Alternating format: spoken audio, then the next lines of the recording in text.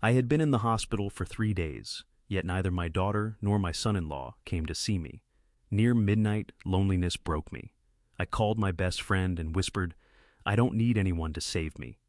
I just don't want to feel forgotten." After talking for nearly 30 minutes, I realized I had dialed the wrong number. I apologized and hung up. 35 minutes later, my hospital door opened. An elegantly dressed woman entered as 3 men guarded the hallway.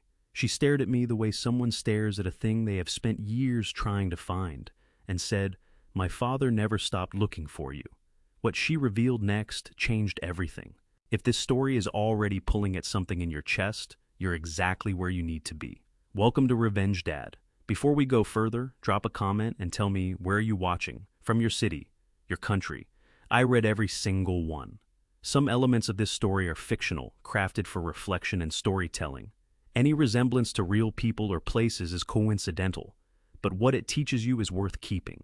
The blue plastic chair beside my hospital bed had been empty for 3 days, not because no one knew I was there. Emily knew. She had called on the second afternoon, 4 minutes and 11 seconds I counted, because when you are lying in a hospital bed at 60 years old with wires taped to your chest and nothing but a ceiling tile to look at, you count things. She said she was sorry she was dealing with something she would try to come soon. Derek, her husband, did not call at all. I told myself it was fine.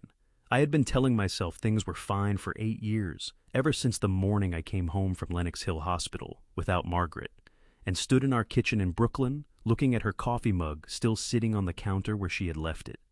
A man learns to fill silence with whatever words keep him standing upright.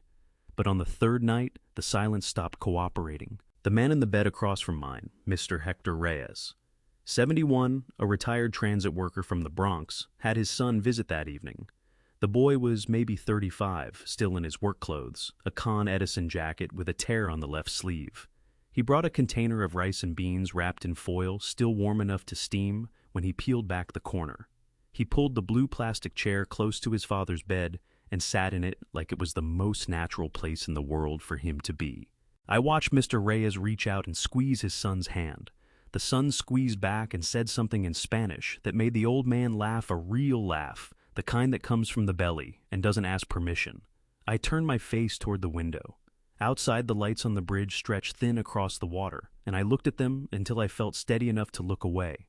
By 11:47, Mr. Reyes was asleep, and the room had gone quiet except for the machines. My chest felt tight in a way that had nothing to do with my heart condition. I picked up my phone and scrolled to Thomas Reed's name. Thomas and I had been friends for 31 years since we worked the same block in Sunset Park, and he used to bring me coffee from the cart on 4th Avenue every morning, without being asked. If there was anyone in the world I could call at midnight and not have to explain the whole weight of it, it was Thomas. I pressed call without looking at the screen. The phone rang twice. Someone picked up. "Tom," I said, and my own voice surprised me, rough and low, like it had been waiting too long to be used. "I know it's late. I just need to talk to someone for a little while." The line was quiet on the other end, but not dead. I could hear the faint hum of something air conditioning maybe, or a television turned low. I kept going. "I've been in here 3 days, I said. "Lenox Hill room 414, cardiac monitoring. They say my rhythm is off, nothing they can't manage, but they want to watch it." I shifted against the pillow, and the IV line tugged at the back of my hand. Emily called once. Derek didn't call at all. And I keep looking at this chair next to the bed and thinking about how Margaret used to sit in that exact kind of chair every single time I was sick. Every time. She'd bring a book she never read because she spent the whole time talking to me instead. My throat tightened around the next words, and I had to push through them. 8 years she's been gone, Tom. 8 years, and I still reach for my phone to call her when something goes wrong. Isn't that something? I pressed the back of my hand against my mouth for a moment, steadying myself. I don't need Emily to take care of me. I'm not asking for that. I just want her to sit in this chair for 10 minutes and ask me if I'm okay. That's all. 10 minutes. Is that too much for a man to want from his only child? The hum on the other end continued.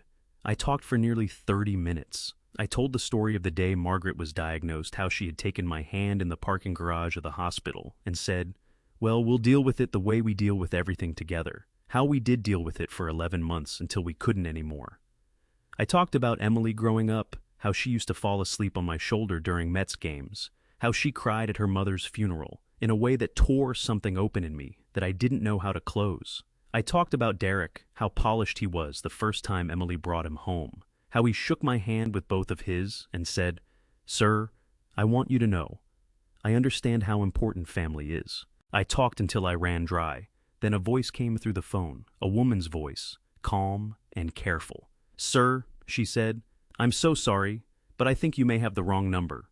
The floor dropped out from under me. I pulled the phone from my ear and stared at the screen. The name there was not Thomas Reed. I had mispressed one digit off, and for 28 minutes I had poured the most private corners of my life into the ear of a complete stranger. My face went hot with a shame so sudden it felt physical, like a slap. I'm so sorry," I said. My voice cracked on the last word. "I didn't mean I thought I was calling my friend. I apologize. I'll hang up right now." "Wait." Her voice was quiet but firm. "What did you say your name was?" I almost didn't answer, but something in how she asked, precise, almost careful, like a person handling something fragile, made me say it. "Walter Bennett." The line went very still. Then she spoke again, slower, this time each word placed down deliberately. "Walter Bennett, were you ever a foreman on the Ashford Tower project in Midtown Manhattan? 32 years ago?" My hand gripped the phone so hard my knuckles ached. The heart monitor beside me ticked up 2 beats, then 3. The name she had just said, Ashford Tower, was a name I had not spoken aloud since the last century. A name attached to a summer afternoon I had spent the better part of 3 decades not thinking about. "Who is this?" I asked. My voice had gone strange, stripped of everything except the question. "Don't leave the hospital, Mr. Bennett," she said. "Please." The call ended. I sat holding the phone against my sternum, feeling my own heartbeat knock against my palm, and I thought, I have just told my life story to a woman I have never met, and somehow she knows my name from 32 years ago, and somehow she has asked me not to leave. Outside the window, the East River kept moving slow and dark, carrying its secrets south toward the harbor, and I sat there in the blue hospital light, holding a phone that had just changed everything, wondering how a wrong number could know exactly who I was. 35 minutes after the call ended, I heard footsteps in the hallway, not the soft, rubber-soled shuffle of the night nursing staff. These were different, deliberate, measured, the kind of footsteps that belong to someone who has decided exactly where they are going and intends to arrive. Sandra Kowalski. The charge nurse on my floor appeared in the doorway first. She was a broad-shouldered woman in her mid-50s who had spent the last 3 nights checking my vitals with the no-nonsense efficiency of someone who had seen everything and been surprised by very little. But right now her face carried an expression I had not seen from her before, somewhere between confusion and apology. "Mr. Bennett," she said carefully, "I know it's past midnight. The hospital director gave a personal authorization. There's a woman here who says she needs to see you." She paused. She identified herself to administration by name. The director recognized it. Before I could answer, the woman stepped into the room. She was around 45, in a black blazer over a silk blouse, dark hair pulled back, with the kind of precision that suggested she had dressed intentionally, even at this hour. Behind her, a younger woman in a gray suit moved quickly to stand near the wall. Through the open doorway, I could see 3 large men in dark jackets positioned in the hallway like furniture that had been bolted to the floor. The woman in the doorway looked at me.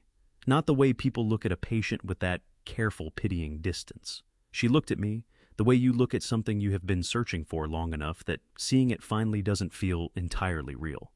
"Mr. Bennett," she said. Her voice was controlled, but something beneath it vibrated like a wire pulled too tight. "My name is Victoria Ashford. My father was Charles Ashford." The name hit me somewhere behind the sternum. "I need to sit down," I said. My voice came out smaller than I intended. Sandra pulled the blue plastic chair close, and Victoria sat in it, the same chair that had been empty for 3 days, and I became aware that my hands were pressing flat against the mattress on either side of me, bracing the way you brace when the ground shifts. Victoria reached into the leather bag on her arm and placed a small wooden box on the bedside tray. Old wood, dark with age, the brass latch tarnished to the color of old pennies. She opened it without ceremony. Inside, face up, was a photograph. A construction site. Midtown Manhattan, summer of 1992, from the light and the way everyone was dressed.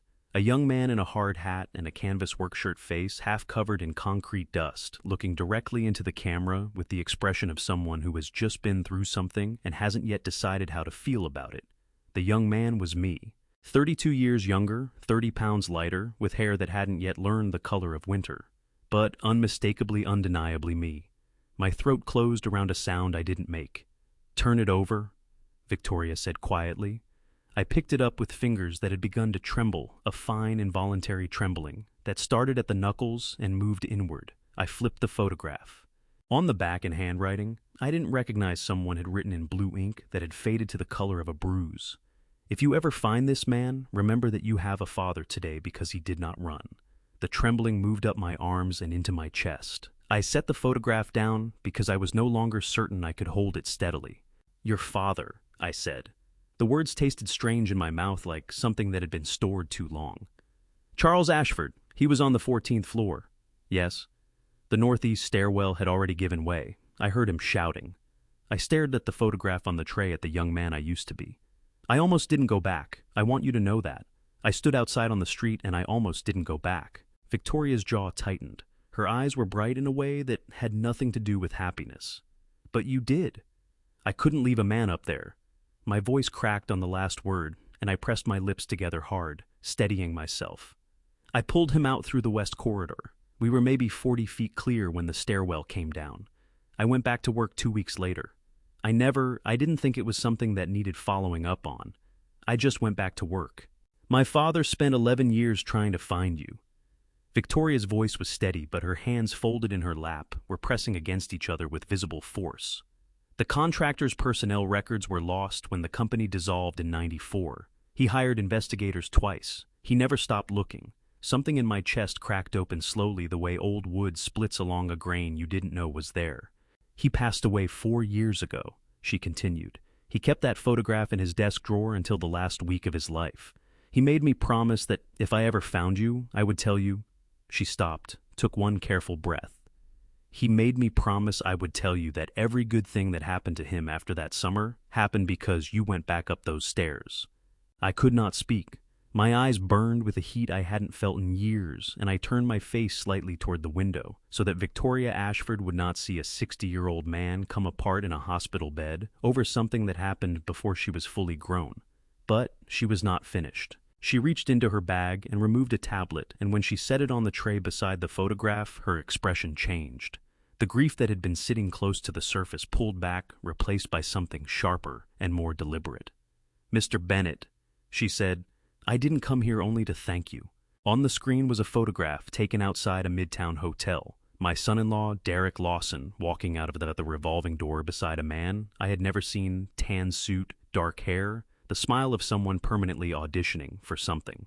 "Your son-in-law," Victoria said, her voice dropping to a register that carried more weight than volume, "has been telling investors in this city that Walter Bennett stands behind him, and that Ashford Group is about to become his strategic partner." She held my gaze without flinching. "Neither of those things is true." The heart monitor beside me climbed 4 beats, then 5, and I sat in the blue light of that hospital room, holding a photograph of a man I used to be staring at a picture of a man I thought I knew, and understanding with a cold clarity that started in my spine and spread outward that the wrong number I had dialed 1 hour ago had just become the most important call of my life. I did not sleep after Victoria left. I lay in the dark with the wooden box on the tray beside me and the tablet screen gone black and my mind running the same loop over and over, the way a faulty circuit runs current through a broken path, searching for a connection that isn't there. Derek, the name of the Ashford Project, investors, 200 people in a room being told that Walter Bennett stands behind something Walter Bennett had never heard of. At 7:14 in the morning, my phone rang. I looked at the screen. Derek Lawson. I pressed accept. "Dad?" His voice was warm and unhurried, the voice of a man who had slept perfectly well and eaten a good breakfast. "How are you feeling? Emily told me the doctors want to keep you another day or 2 for monitoring." I shifted against the pillow and kept my own voice level. "I'm managing. The rhythm is still a little irregular, but they say that's expected." "Good, good." A pause that lasted exactly the right amount of time, long enough to suggest concern, short enough to suggest he had other things to get to. "Listen, I know Emily's been meaning to get over there. She's dealing with a few things right now. You know how she gets when she's overwhelmed. I said, what things? Just some stress. You know, Emily. Another pause. Honestly, Dad, I think she feels like you might need some space right now. Time to rest without having to worry about entertaining visitors. You know how you are, you'd spend the whole visit making sure she was comfortable instead of taking care of yourself. I stared at the ceiling tile above my bed. A hairline crack ran across its center that I had been looking at for 4 days without really seeing it. Now I traced it from one end to the other and back again. Of course, I said. You're probably right. Take care of yourself. I'll check in later. The call ended.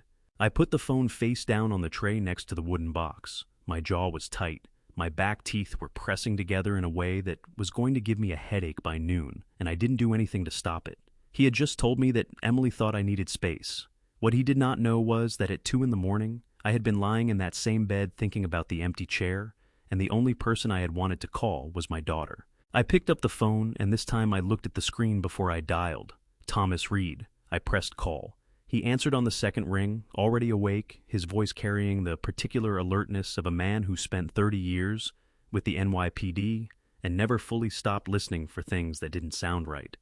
Walter, you're calling early. I need to tell you something, I said, and I need you to listen to all of it before you say anything. Go ahead. I told him everything. The wrong number, Victoria Ashford, the photograph, Charles, Derek's name on that tablet screen. Thomas did not interrupt once. When I finished the line, was quiet for 3 seconds. Not the silence of a man with nothing to say, but the silence of a man organizing what he intends to say next. Don't let Derek know we're looking at him, Thomas said. Not a word, not a reaction. You answer his calls the same way you answered this morning. Can you do that? I've been doing it for 6 years, I said. I'm getting good at it. I'll be there this afternoon. Thomas arrived at 4 o'clock, carrying 2 cups of coffee from the cart on First Avenue and a leather notebook that he set on the tray without opening. He pulled the blue plastic chair close and sat in it. And something about seeing that chair occupied by anyone, even Thomas, made the tightness in my chest ease by one small degree. Before we get into it, he said, pushing one of the cups toward me, how are you actually doing? I'm fine. He looked at me over the rim of his cup with the flat, unhurried patience of a man who had spent decades listening to people tell him they were fine. I'm not fine, I said, but I'm functional. That's enough for right now. He nodded and opened the notebook. We were still talking at 6 o'clock when the door opened and Emily walked in. She looked the way she had looked the last few months of Margaret's illness, that particular exhaustion that comes not from lack of sleep, but from carrying something too heavy for too long. Her coat was still on her bag, still over her shoulder, like she had walked straight from wherever she was to here without stopping. Her eyes found me, and her face did something complicated, relief and guilt arriving at exactly the same moment, fighting each other for space.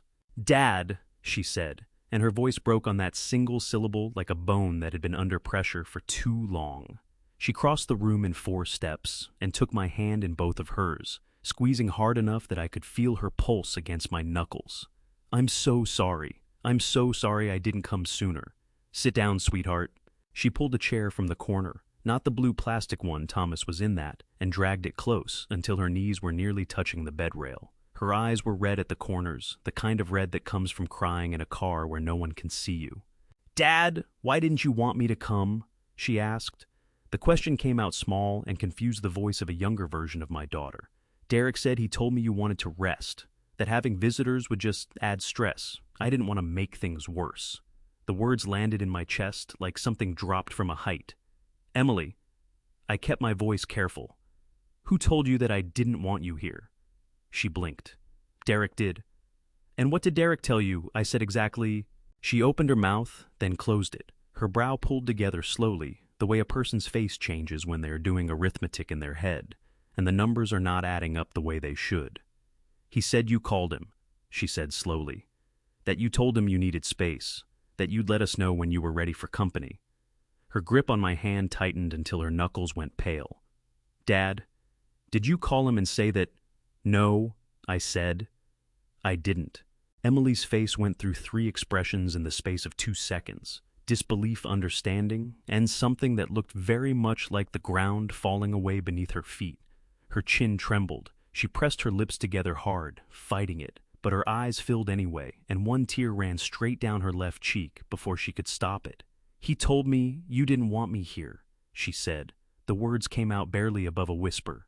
"And he told you I wanted to keep my distance." "Yes," I said. "That appears to be what happened." Emily looked at the empty blue chair beside my bed, the chair that should have had her in it for 4 days, and the tears she had been holding back came loose all at once. She dropped her forehead onto our joined hands, and her shoulders shook, and I put my free hand on the back of her head, the way I used to when she was small, and the world had been unkind to her. Thomas sat very still across from us, watching the door, his notebook closed on his knee, and I held my daughter's hand in a hospital room where the chair beside my bed had been empty for 4 days, and understood with a clarity that made my stomach drop that the emptiness had been deliberate. Emily stayed until nearly 10 o'clock that night. We did not solve anything. We did not make plans or draw conclusions or decide what to do next. We just sat together in that small room with the machines beeping their steady rhythms, and she told me about the last few months, small things, the kind of things a daughter stops sharing with her father when she gets busy living her own life. A project at work she was proud of. A restaurant on Amsterdam Avenue she wanted to take me to when I got out. The way the light came through the windows of their apartment in the early morning and made the whole place look like somewhere worth staying. I listened to every word and stored them away carefully, the way you store things you know you are going to need later. After she left, I lay in the dark for a long time before sleep found me, and when morning came, it arrived gray and ordinary through the window, the East River the color of old pewter under a low November sky. Sandra Kowalski appeared at 8:15, clipboard in hand, running through my morning vitals with her usual efficiency. Blood pressure, pulse oxygen. She noted each number without comment, initialed the chart, and then stood at the foot of my bed for a moment longer than the routine required. "Mr. Bennett," she said, "I need to give you something, and I want you to know that giving it to you is consistent with hospital protocol. I'm not doing anything outside my obligations." She reached into the front pocket of her scrubs and placed a folded piece of paper on the tray. "These are notes I'm required to keep. You have every right to see them." I unfolded the paper. It was an internal communications log, Sandra's handwriting neat and precise. 3 entries, 2 different dates, both from days when I had been asleep. Visitor inquiry, day 1. 1400 hours. Individual identifying himself as Derek Lawson, patient, son-in-law, requested meeting with attending physician, Dr. Howe. Questions asked: does cardiac medication impact cognitive function or decision-making capacity? At what point would patient be considered legally competent to sign financial documents? Can prolonged stress cause a patient of this age to demonstrate behavior inconsistent with their normal baseline? I read it twice. My hands were very steady, which surprised me because the rest of me was not. Visitor inquiry, day 2. 1100 hours, same individual returned. Additional questions. Is there documentation in the patient's file regarding any episodes of confusion or agitation? Who would be notified if the patient's mental status changed significantly during hospitalization? I folded the paper along its original creases and held it in my lap. "Dr. Howe is coming to speak with you at 9, Sandra said. Her voice was professionally neutral, but her eyes were not. She felt you should be informed. Dr. Patricia Howe arrived 7 minutes early, which I had come to understand was her way of indicating that a conversation was important.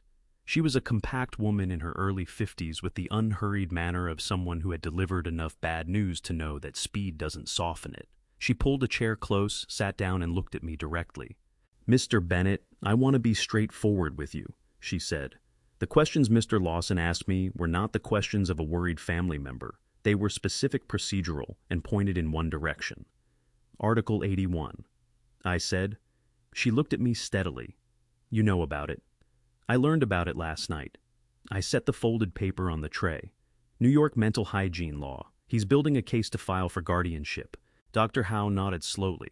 "Under Article 81 of the mental hygiene law, any person with a legitimate interest can petition the New York Supreme Court, civil term, to appoint a guardian over another person's financial affairs if they can demonstrate that the individual is incapacitated.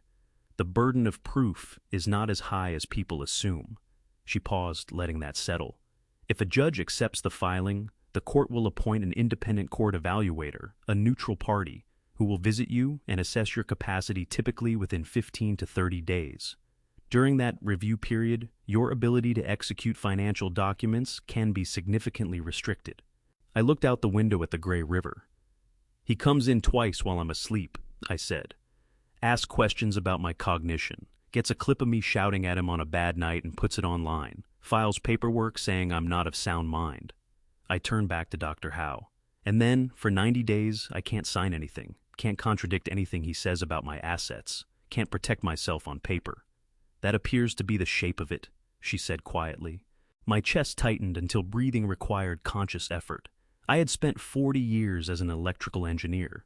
I knew what it looked like when someone designed a system with a specific failure point built in. What Derek had built was not impulsive. It was drawn up like a blueprint. Thomas arrived at 10, moving through the doorway with the purposeful quiet of a man who had already been working since before I called. He dropped a manila folder on the tray beside my bed and sat in the blue plastic chair without preamble.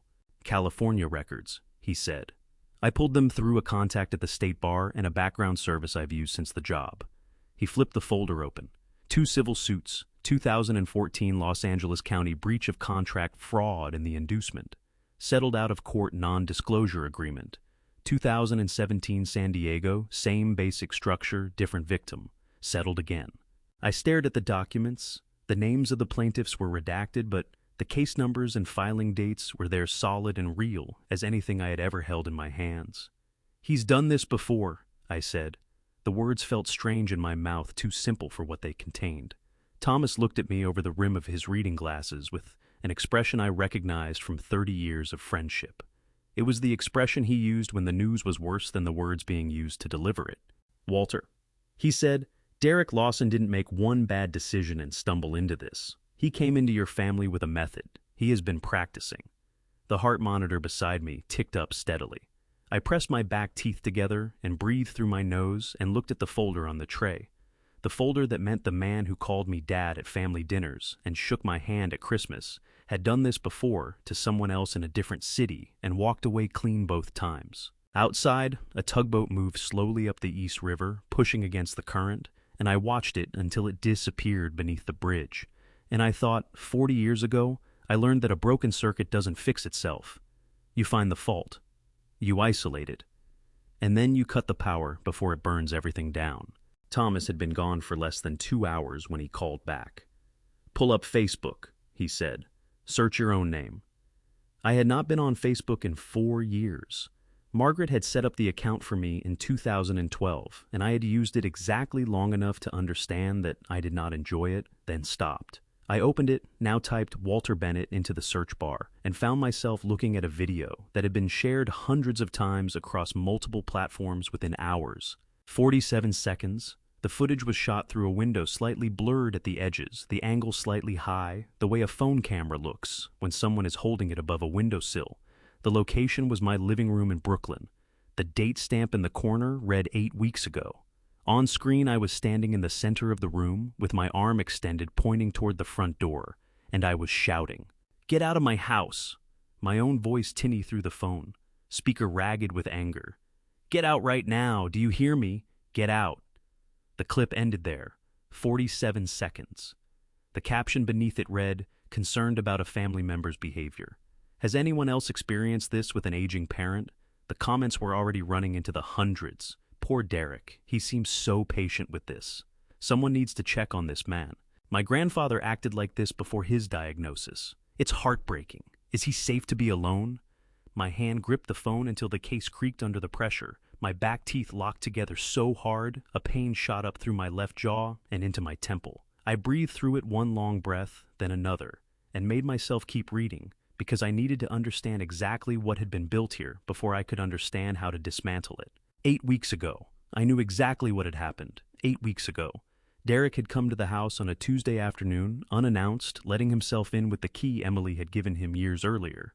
He had sat down at my kitchen table and said in the reasonable tone he used for everything that he wanted to talk about the future, about plans, about what would happen to the house and the accounts when I got older and couldn't manage things myself. I had told him I was 60 years old and in perfectly good health, and that I would manage my own affairs for as long as I was alive to manage them. He had nodded thoughtfully and said that Emily would be better off if I stopped making things so difficult that my resistance to planning was a form of selfishness, that someday she would have to deal with the consequences of my stubbornness, and it wasn't fair to her. I had stood up and pointed at the door and told him to get out of my house. That was the moment on the screen. Everything before it, gone. The signal traces to a cell tower 3 blocks from Derek's office building, Thomas said when I called him back. My voice was steadier than I expected it to be, which meant the anger had moved somewhere deeper than my throat. Not proof, but not coincidence either. He filmed it himself, I said, or had someone do it. The angle is from outside the front window. There's a narrow space between the fence and the house, maybe 2 feet wide. Someone stood there and held a phone above the sill. Someone who had been there before and knew the layout. Most likely, the account that posted it was created 9 days ago. No other posts, no profile photo, no friends. Thomas paused. Victoria's legal team flagged it this morning. Her assistant, a woman named Camille Porter, sent me a message an hour ago. They've confirmed the clip went up the same week Derek started approaching a new group of investors. The timing is not accidental. I put the phone down on the tray and pressed both palms flat against the mattress and looked at the ceiling. The hairline crack was still there, running from one side to the other, exactly as it had been for 5 days. I focused on it the way I used to focus on a wiring diagram when a problem was too large to look at all at once. Find one line, follow it, see where it leads. Derek had a video of me losing my temper. He had questions on file at this hospital about my cognitive function. He had a court filing in progress. He had investors being told that Walter Bennett stood behind him. Every piece pointed in the same direction. Emily called at 4:30, her voice tight and thin. Derek showed me the video. He said a neighbor filmed it because they were worried.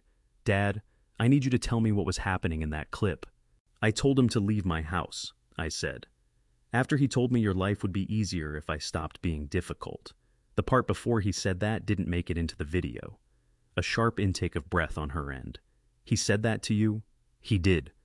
Dad, I had no idea Her voice cracked. "I'm going to talk to him tonight. I'm going to ask him directly." "Emily." I kept my voice level, the way you keep a hand steady when you're working near a live wire. "Don't tell him we've been talking about this. Can you do that for me?" A pause, then quietly, "Yes." At 6 o'clock the door opened and Derek walked in. He was carrying flowers, a bouquet of yellow tulips in a paper sleeve, the kind sold at the bodega on the corner, cheerful and ordinary. He was dressed in a navy blazer and dark trousers, his hair combed, his expression arranged into something warm and apologetic, and he crossed the room with his hand already extended. "Dad."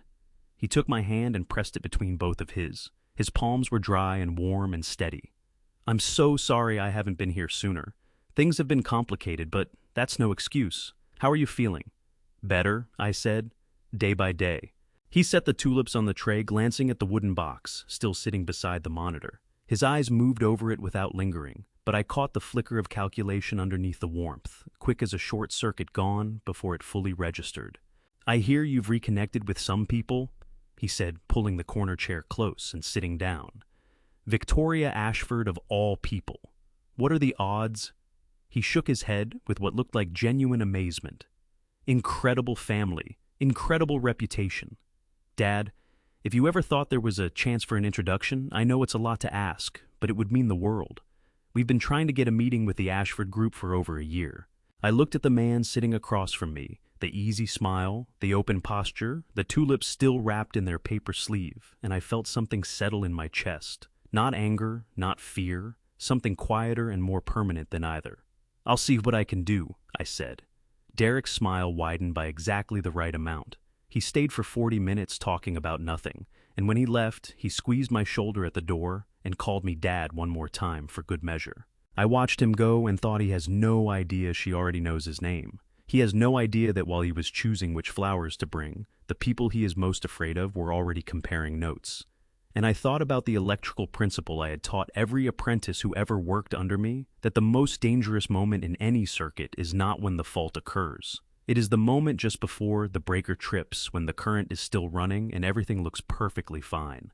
Emily arrived at 9 in the morning, carrying 2 cups of coffee and wearing the expression of someone who had not slept. She set one cup on my tray, pulled the blue plastic chair close to the bed, and sat down in it. It was such a simple thing. She just sat down. But I had to look away for a moment toward the window, because the sight of that chair finally occupied by her, specifically after 6 days, did something to the back of my throat that I was not prepared for. I pressed my lips together and breathed and looked at the gray November sky until I had myself under control. "I talked to Derek last night," Emily said. She wrapped both hands around her cup and stared into it. Her knuckles were pale. "After you and I got off the phone, I asked him about the clip. What did he say? He said a neighbor filmed it, that they were genuinely worried and sent it to him privately, and he decided to post it because he thought people should know what he was dealing with." She looked up. Her eyes were dry, but red at the rims, the particular rawness of someone who finished crying hours ago and hasn't had enough sleep to recover. "Dad, I want to believe him. I need you to know that I want to believe him, but I keep thinking about what you told me, about what he said to each of us, and the math doesn't add up." "No," I said, "it doesn't." She set the coffee down. Her hands moved to her lap, fingers lacing and unlacing. "There's something else, something I need to tell you, and I don't know how to start." "Start at the beginning," I said. "That's always worked for us." Emily took one long breath. "Over the last year and a half, Derek brought home papers for me to sign. Investment documents, partnership agreements, things related to his business. He'd set them on the kitchen table and explain them while I was making dinner or packing my bag for work, and I'd sign them because—" She stopped, her jaw tightened. "Because I trusted him. Because I thought that's what you do when you're married to someone. You trust them with the details." A cold feeling moved through me, starting at the base of my spine. "Emily, what did you sign?" "I don't know exactly." Her voice broke on the last word, and she pressed the back of her hand against her mouth, steadying herself. "That's the worst part, Dad. I don't know exactly what I signed. He'd say it was standard paperwork, just formalities, and I believed him." A tear ran down her left cheek, and she caught it with her knuckle before it reached her jaw. "Last night, I went through the copies I kept. I didn't keep all of them. I didn't even know I should. And I found language in 2 of them that I didn't understand when I signed. Language about representing Bennett family interests in business negotiations." I set my coffee cup down very carefully. "He used your name," I said. "It was not a question. He used my name to represent your interests," Emily said. Her voice had dropped to something barely above a whisper, thin and ashamed, as though the shame were hers to carry. "Without your knowledge, without your permission. I didn't know that's what I was agreeing to. I swear to you, Dad, I didn't know. I know you didn't." I reached across and took her hand. It was trembling, a fine, continuous trembling that ran from her fingers up through her wrist. "Look at me, I know you didn't." She looked at me, and her chin shook, and then she pressed her lips together so hard they went white and breathed through her nose until the shaking slowed. My daughter had her mother's stubborn refusal to fall apart completely, and right now I was grateful for every gene Margaret had passed on to her. At 10 o'clock, a man I had not met before knocked twice and stepped into the room. He was in his early 60s, silver-haired, in a dark suit that had the quiet quality of something expensive that does not need to announce itself. He carried a slim briefcase and moved with the particular economy of motion that belongs to people who have spent decades in rooms where precision matters. "Mr. Bennett," he extended his hand. "Arthur Gaines. Victoria Ashford asked me to come. I'm a civil litigator. I specialize in guardianship law and asset protection here in Manhattan." He glanced at Emily. "You must be Emily. Victoria mentioned you'd be here." He sat down, opened the briefcase, and placed a single folder on the tray. "Before we begin, I want to be clear about one thing," Gaines said, looking at me directly. "I represent Ashford Group. That means I cannot formally represent you. There's a potential conflict of interest down the road that neither of us wants to deal with. What I can do today is give you information and refer you to a colleague in my firm who handles personal matters independently." He paused. "Her name is Janet Marsh. She's the best person I know for exactly this situation. She'll contact you by tomorrow morning." "Understood," I said. Gaines opened the folder. "The documents Emily signed, depending on the specific language, constitute what New York Business Corporation law calls misrepresentation. Derek used Emily's signature to imply that Bennett family interests, including yours, were engaged in and endorsing his business dealings. That's not a criminal charge on its own, but it's enough to void every agreement that relied on that representation." He looked at Emily. "You are not liable. You signed in good faith. That matters legally. Emily closed her eyes for 1 second. When she opened them, some of the color had come back into her face. There's a second issue. Gaines continued, and his voice dropped by 1 register. The drop that I was learning meant the next sentence would require sitting still to absorb it. 3 days ago, a preliminary inquiry was filed with the New York Supreme Court civil term. A petition for guardianship proceedings under Article 81 of the Mental Hygiene Law. For a Walter James Bennett of Brooklyn. He held my gaze. The petitioner is listed as an interested party through family relation. The room felt suddenly very small. Emily's hand, still in mine, went rigid. Guardianship, she said. The word came out like something she was tasting for the first time and finding it wrong. What does that mean? What does that actually mean for my father? Gaines looked at her with the measured patience of someone who has explained difficult things to frighten people many times and has not stopped believing it matters to do it carefully. It means, he said, that someone has asked a judge to decide whether your father is still capable of managing his own financial life. He paused 1 beat. If the court accepts the petition and the process moves forward, your father's ability to sign financial documents, to sell property, execute investments, contradict any claims made about his assets can be suspended for the duration of the review, which typically runs 90 days. Emily turned to look at me. Her eyes were wide and filling again, but what was in them now was not grief. It was something harder and more focused than grief. He did this, she said, not a question. A conclusion reached in real time, each word placed down like a stone. He actually did this. I looked at our joined hands on the white hospital blanket, her fingers and mine, the same shape, the same way of holding on. And I thought about Margaret, who used to say that the truest measure of a person was not what they did when they were watched, but what they built when they believed no one was looking. Derek had built something. He had built it carefully over 18 months in the spaces between trust. And now we were sitting in a hospital room holding the blueprints. Gaines came back at 2 in the afternoon. He had spent the morning, he said, going through the documents. Emily had brought the copies. She had kept the ones with the language about Bennett family interests and making calls. He set his briefcase on the visitor's chair, remained standing, and looked at me with the expression of a man who has found something he was not entirely surprised to find, but had hoped not to. I need to walk you through what we know, he said. All of it. Some of it is going to be difficult to hear. I've been hearing difficult things all week, I said. Keep going. Emily sat on the edge of the bed beside me, close enough that her shoulder pressed against mine. She had stopped pretending to be calm. Her hands were clasped tight in her lap. Knuckles bone white, and she was looking at Gaines with the focused attention of someone who has decided that understanding something terrible is better than being protected from it. Gaines opened the briefcase and laid 3 documents on the tray. Article 81, he said. Dr. Howe has already walked you through the basic structure, so I won't repeat it. What I want to focus on is what Derek actually built his petition from. He pointed to the first document. He used your cardiac records, your age, and that 47-second clip as the evidentiary foundation. All 3 are cited by name. He paused. The court evaluator will visit within 15 to 30 days of filing, but the documents Emily brought this morning changed the posture of that visit considerably, because they establish bad faith on the part of the petitioner, which the evaluator is required to factor into the report. And the court just takes his word for that. Emily's voice was tight and sharp, the voice she used when something made her angry enough to push through her natural inclination toward patience. Not anymore, Gaines said. Not with what we have. I thought about what 90 days meant in concrete terms. The house in Brooklyn, the accounts at Chase and Fidelity, the pension. Everything I had built across 40 years of crawling through electrical conduits in buildings that would outlast me. He needed me unable to sign anything, I said. For long enough? Yes, Gaines said. That appears to be the function of the filing. He moved to the second document, and something in the way he picked it up carefully, the way you handle something that has sharp edges, made me sit up straighter against the pillow.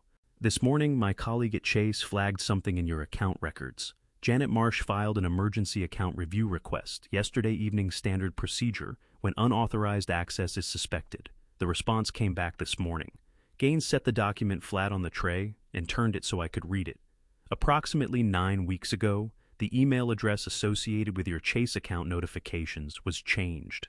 The same change was made to your Fidelity account the following week. All court notifications, bank alerts, and legal correspondence relating to the guardianship inquiry have been routing to the new address, which is not yours. The room felt like it had lost pressure, like something had been quietly removed from the air. He changed my email addresses, I said. He used login credentials to access your accounts online and make the changes. Gaines held my gaze. Credentials that appear to have originated from Emily's devices and login history. Emily made a sound beside me, not quite a word, not quite a breath. Something in between the sound of understanding arriving faster than the body can manage it. She pressed one hand flat against her sternum, as though she were trying to hold something in place. He used my login, she said. He used my login to get into Dad's accounts. The credentials were associated with a shared device, a tablet registered to your household. It appears the access was made from that device on 3 separate occasions.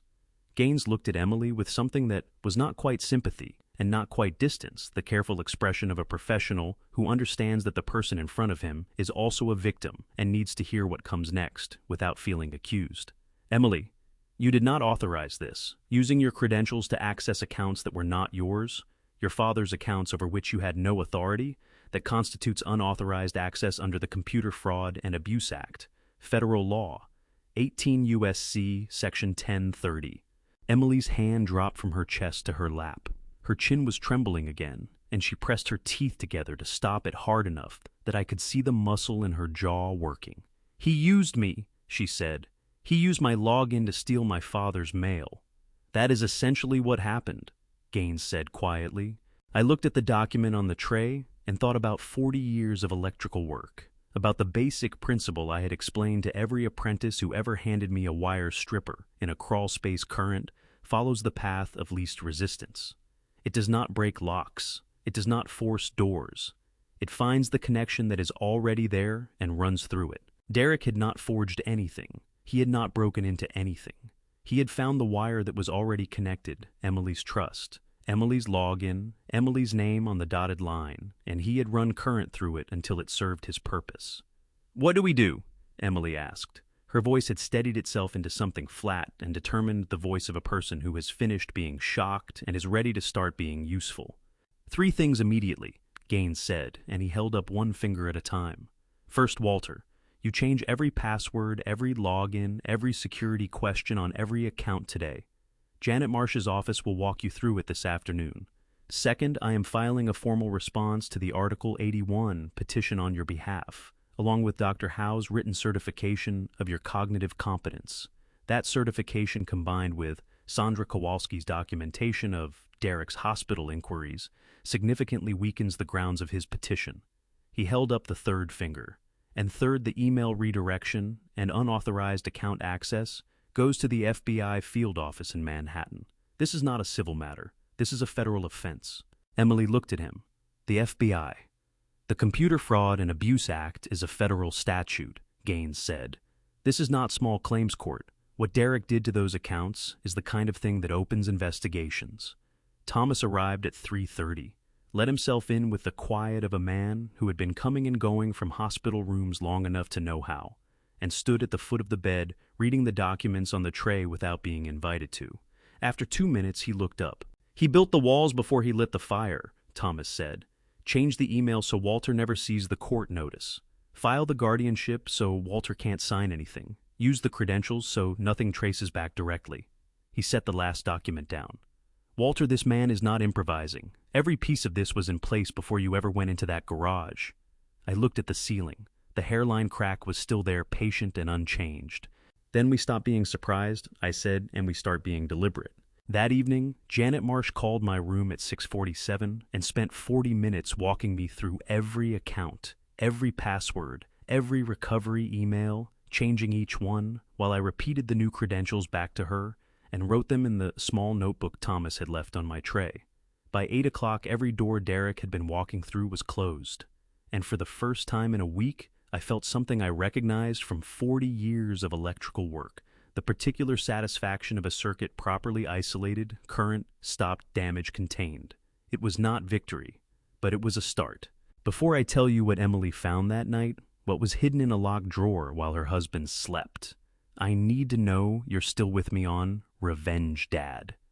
Drop the number 8 in the comments right now. Just that. It tells me you're here, and it means more than you know. This story contains some fictional elements created for entertainment and meaningful reflection. If that's not for you, it's okay to step away, no hard feelings. Emily called at 12:47 in the morning. I heard her breathing before I heard her voice. Not crying something, past crying, the kind of breathing that comes after the tears have run out, and what remains is just the raw fact of what you now know sitting in your chest like a stone that won't move. "Dad," she said, and then nothing for 3 full seconds. "Dad, I found something." I pushed myself upright in the dark. The monitor beside me ticked steadily. Sandra was doing rounds. I could hear the soft squeak of her shoes in the hallway moving away. "Tell me," I said. Emily's voice, when it came, was the voice of someone reading from a document they cannot believe exists. "Derek came home tonight and went straight to the shower. He was in a hurry. I don't know why, he just seemed rushed. He dropped his keys on the desk. His whole key ring." She stopped, swallowed. "There was a key I didn't recognize. Small brass, the kind that opens a drawer lock. And the bottom right drawer of his desk, I always assumed it was a filing drawer. He never said it was locked. I just never tried." My hand tightened around the phone. "I tried it tonight," Emily said. "It opened." Another stop, longer this time. "Dad, there's a USB drive in there. I plugged it into my laptop. There's one folder on it. He named it Bennett Transition." The words hit me like a hand pressed flat against my sternum. "Open it," I said. My voice came out steady, which surprised me because nothing else in my body was steady. My free hand was pressing palm down against the mattress, hard enough to feel the metal frame beneath. I heard the click of a trackpad, then silence. Then a sound I had not heard from my daughter since the night we buried Margaret, a single broken inhale, the sound of someone whose lungs have forgotten for one moment how to work. "Dad!" Her voice dropped to barely a whisper. "He has a spreadsheet. It lists everything. The house, the accounts, the pension, values, all of it with a date in the corner that says Q3 verified." She was crying now. Not the controlled, dignified tears from the morning, but something rawer and more frightened tears that didn't care how they sounded. "There are 3 tabs. He calls them scenarios." "Read them to me." "Scenario A, Walter signs voluntarily. Target timeline 6 months. Her voice shook on every third word. "Scenario B, Article 81 filing. Estimated 90-day process." She stopped again. When she continued, her voice had dropped so low, I pressed the phone hard against my ear. "Scenario C, he calls it the estate route. Natural timeline. Emily as primary beneficiary. Lawson as co-administrator." The room felt very far away. "Natural timeline," I said. "Dad." Emily was crying so hard now the words barely held their shape. "He planned for when you're gone. He put it in a spreadsheet. He gave it a tab and a label and a column for estimated values, and he just put it in a spreadsheet like it was a project, like you were a project." I sat in the dark for a long time after that. Not because I had nothing to say, but because some things need a moment before words are the right response. Sandra knocked softly and opened the door 2 inches. She had heard something through the wall, the particular quality of distress that a charge nurse learns to recognize through solid surfaces. She looked at me, phone against my ear hand, flat on the mattress, and I shook my head once. She pulled the door closed without a word. I thought about Margaret. She had said it once years ago about someone entirely different, a neighbor, a small dispute, a thing long since forgotten. She had said, "The most dangerous people are not the ones who hate you. They are the ones who love what you own more than they could ever love you." She had been gone 8 years. She was still right. "Emily," I said finally, "I need you to do one thing. Close the laptop. Put the USB in your bag. And don't say a word to Derek tonight." A pause. "Can you do that?" Through the phone, I heard my daughter take one long, shuddering breath and pull herself back from the edge of something. "Yes," she said. "Yes, I can do that." The call ended at 1:14 in the morning. I set the phone on the tray and pressed both palms flat on the mattress and looked at the ceiling. The hairline crack was still there exactly where it had been for 8 days, running from one side of the tile to the other, without apology or explanation. I had spent a great deal of time looking at that crack. It had become, without my intending it, a fixed point, the one thing in the room that did not change or require anything of me. I thought about the spreadsheet.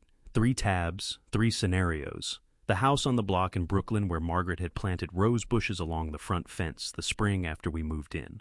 because she said a house needed something living at its edges. The accounts at Chase and Fidelity that represented 40 years of crawling through electrical conduits in buildings I had helped wire and would likely never see the inside of again.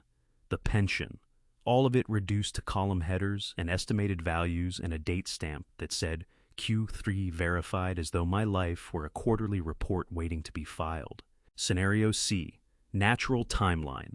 He had not written Walter dies. He had not needed to. Natural timelines said the same thing in the language of a man who understood that euphemism is just precision, wearing a different coat. I had been angry many times in my life. I had been angry the morning the contractor told me the Ashford Tower site was being shut down without severance. I had been angry the afternoon a doctor used the word metastatic in a hospital corridor, while Margaret held my hand with both of hers and did not let go. I had been angry at small things and large things, and at myself more than at anyone else, which is where most anger eventually lands when a man is honest about its source. What I felt now was not anger. It was something colder and more structural than anger, the feeling of understanding completely and without room for revision the exact dimensions of what had been built around me. Derek had not acted impulsively. He had not stumbled into this. He had sat down at some point in the last 18 months, probably at the same desk where the locked drawer sat in the same apartment where my daughter slept tonight, 3 feet from a man who had given her life a column header and an estimated value, and he had planned. He had made a document. He had saved it to a USB drive and locked it in a drawer with a small brass key because he understood, as a careful man always understands, that the most dangerous thing you can do is leave your work where someone might read it before you are ready for them to. He had almost been right about that. I picked up the phone and called Thomas. He answered on the second ring.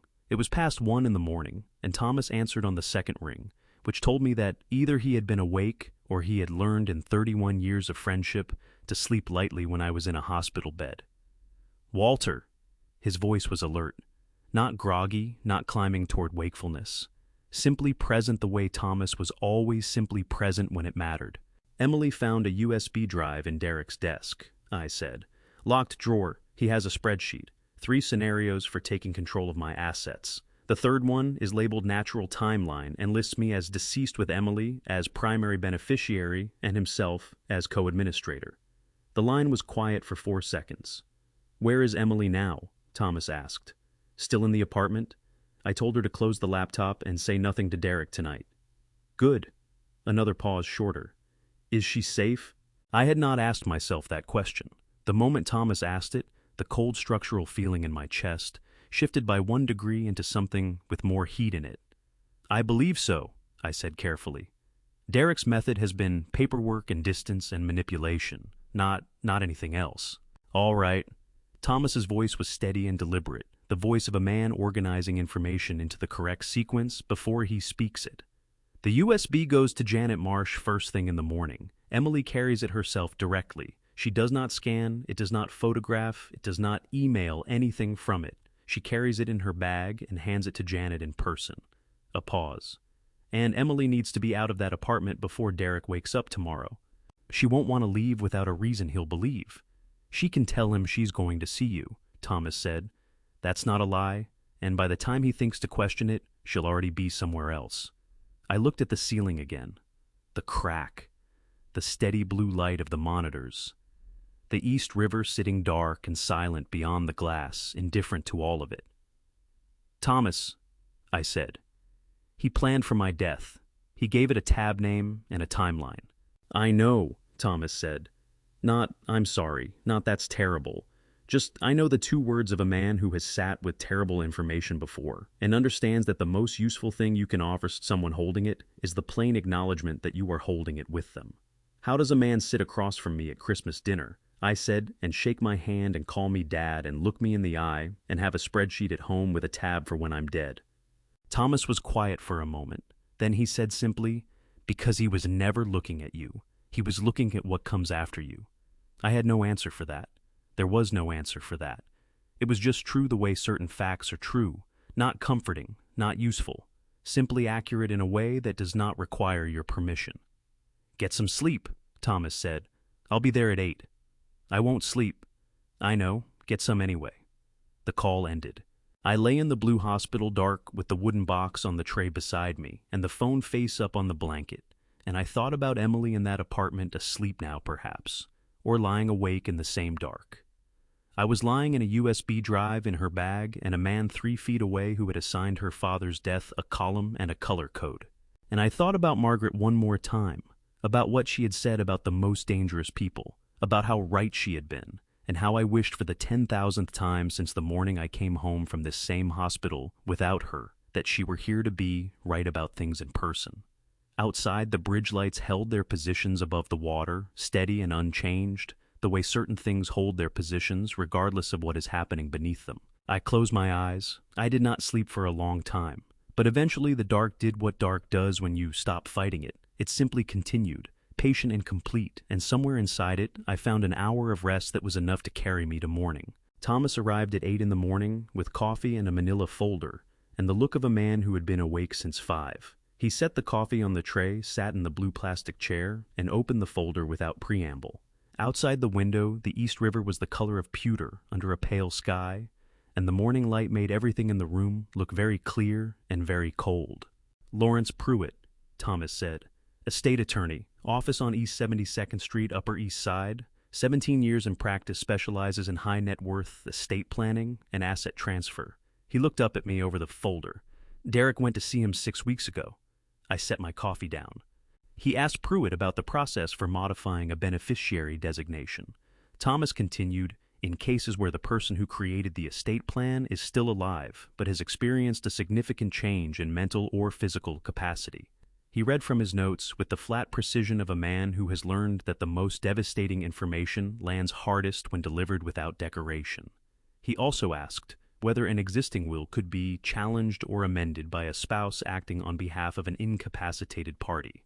The morning light lay across the tray table like something that didn't know it wasn't welcome. "He was planning around my signature," I said. "Even if I never signed anything, he wanted to know if Emily could act for me." "Yes." Thomas closed the folder. Pruitt declined to take him as a client. He said the questions raised ethical concerns he wasn't comfortable with. But because Derek never became a client, there was no attorney-client privilege established. Pruitt documented the meeting in his intake records. Thomas slid a single page across the tray. "I got this through a mutual contact who knows Pruitt's paralegal. It's not a formal statement, but it's a record." I looked at the page, Derek's name, the date, a summary of the questions asked in Pruitt's own handwriting, and at the bottom, a single line that Pruitt had underlined himself: "Declined engagement. Concerns regarding intent." Emily came in at 9, still in her coat, the USB drive in a Ziploc bag held out in front of her, like something that had burned her to carry. She set it on the tray beside the Pruitt document and stood there looking at the two things together. "I didn't sleep," she said. Her voice was sandpaper. Her eyes were swollen nearly shut, the particular damage that comes from crying in the dark for hours. "Every time I closed my eyes, I saw that spreadsheet, those 3 tabs, those column headers." She pressed both palms against her cheeks and took one long breath.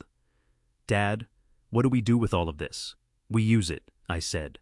Janet Marsh arrived at 10, a compact woman in her early 50s with sharp gray eyes and the unhurried confidence of someone who has seen every version of this situation and has not yet encountered one she could not address. She shook my hand, shook Emily's, sat down, and spent 20 minutes reading through every document on the tray without saying a word. When she looked up, she addressed me directly. "The Pruitt record establishes intent," she said. "On its own, a man asking an estate attorney uncomfortable questions is not a crime. But combined with the USB, the Article 81 filing the unauthorized account access, and the misrepresentation through Emily's signature, what you have is a documented pattern. That pattern matters enormously in civil proceedings, and it matters to the FBI inquiry." She paused. "What I want to do today, with your permission, is draft a new will." I looked at Emily. She nodded once, a small, firm movement, her jaw set. "The existing document names Emily as primary beneficiary with Derek Lawson, listed as a contingent administrator," Janet said. "We remove Derek entirely. Emily remains primary beneficiary, but we restructure her inheritance as a spendthrift trust." "What does that mean in practice?" Emily asked. "It means the trust generates income that you receive regularly," Janet said, looking at Emily. But the principal, the house, the investment accounts, the underlying assets cannot be transferred, pledged or accessed by any third party, including the spouse. She said the last two words without emphasis, but they landed with the weight of everything that did not need to be said aloud. It protects you as much as it protects your father. Emily's eyes filled. She blinked hard twice and looked at the ceiling for a moment before she trusted herself to speak. "Okay," she said. "Yes, do it."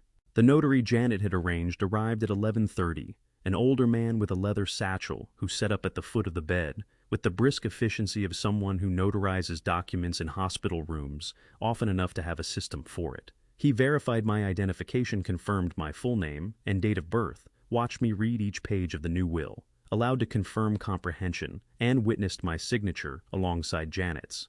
When it was done, he packed his satchel and left, and the room felt different afterward, not lighter exactly, but cleaner, like a panel that had been rewired correctly and closed back up. Emily sat on the edge of the bed and took my hand the way she had as a child, her fingers curling around mine without thinking about it. "Tell me what to do next," she said. I thought about the Pruitt document, the USB, the Article 81 filing, the email addresses Derek had changed, the clip, the California records.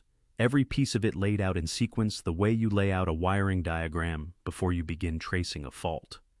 "Next," I said, "we find out what he's building toward, not what he's already done, what he's planning to do with all of it."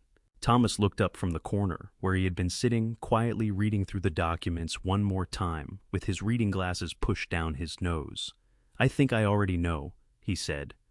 And the way he said it, carefully, the way you set down something that might break, told me that whatever came next was going to be worse than what we had already found. Thomas had not gone home the night before. I found out because when he arrived at 7:45 in the morning, he was wearing the same shirt as the day before. And Thomas Reed had never in 31 years of friendship shown up to anything in yesterday's clothes, unless he had not stopped moving long enough to change them. He sat down, poured coffee from the thermos he had brought, and looked at me with the expression he used when the information he was carrying was too heavy to hold any longer. "BL Capital Partners," he said. "Limited liability company, registered in Delaware 8 months ago. 2 members listed. One is a shell entity with no traceable ownership. The other is Derek Lawson." He paused one beat. "The B and the L." I stared at him. "Bennett," I said. "And Lawson." "Yes." Something moved through my chest that I did not have a clean name for. Not anger. Anger was too simple. It was something older and more specific. The feeling of seeing your own name written on something you never agreed to in handwriting that is not yours for purposes you would never have permitted. He had taken my name, not borrowed it, not referenced it. He had stitched it into the legal architecture of his company 8 months ago, before I ever stepped foot in a hospital, before any of this had surfaced, and he had used it to build something I had never seen and never sanctioned. "There's more," Thomas said. 8 weeks ago, BL Capital Partners wired $800,000 as a deposit on a commercial property in Van Nuys, California. Industrial lot, roughly 2 acres. The seller is a development group out of Burbank. He turned a page in his notebook. In the letter of intent accompanying the deposit, Derek identified the primary financial backer of the project as, he looked up at me directly, Walter Bennett of Brooklyn, New York. I pressed my back teeth together until a pain shot up through my jaw. "He told them I was backing it," I said, and then made sure I had no way to deny it. "He isolated you before he made the claim," Thomas said. "The hospital, the email changes, the Article 81 filing. Every piece of it served the same function to make sure you couldn't pick up a phone and contradict what he was telling people in Los Angeles." Victoria's assistant, Camille Porter, had flown to Los Angeles 2 days earlier. I knew this because Victoria had sent me a message the previous afternoon, 3 sentences precise and without sentiment. "Camille is meeting with Webb today. We will have documentation by evening. I will call you tonight." The call had come at 9:15. Victoria's voice was the same temperature it always was, but underneath the control there was something that had sharpened considerably. "Marcus Webb is 38 years old and has been Derek's contact on the West Coast for 14 months, she said. "He handled the wire transfer for the Van Nuys deposit. He signed the letter of intent as a co-representative of BL Capital." A pause. When Camille presented him with documentation of his exposure, that as the person who executed the transfer and co-signed the letter citing your name without authorization, He was a potential co-defendant in a federal wire fraud investigation. He made a decision. He talked, I said. For 2 hours, Victoria said.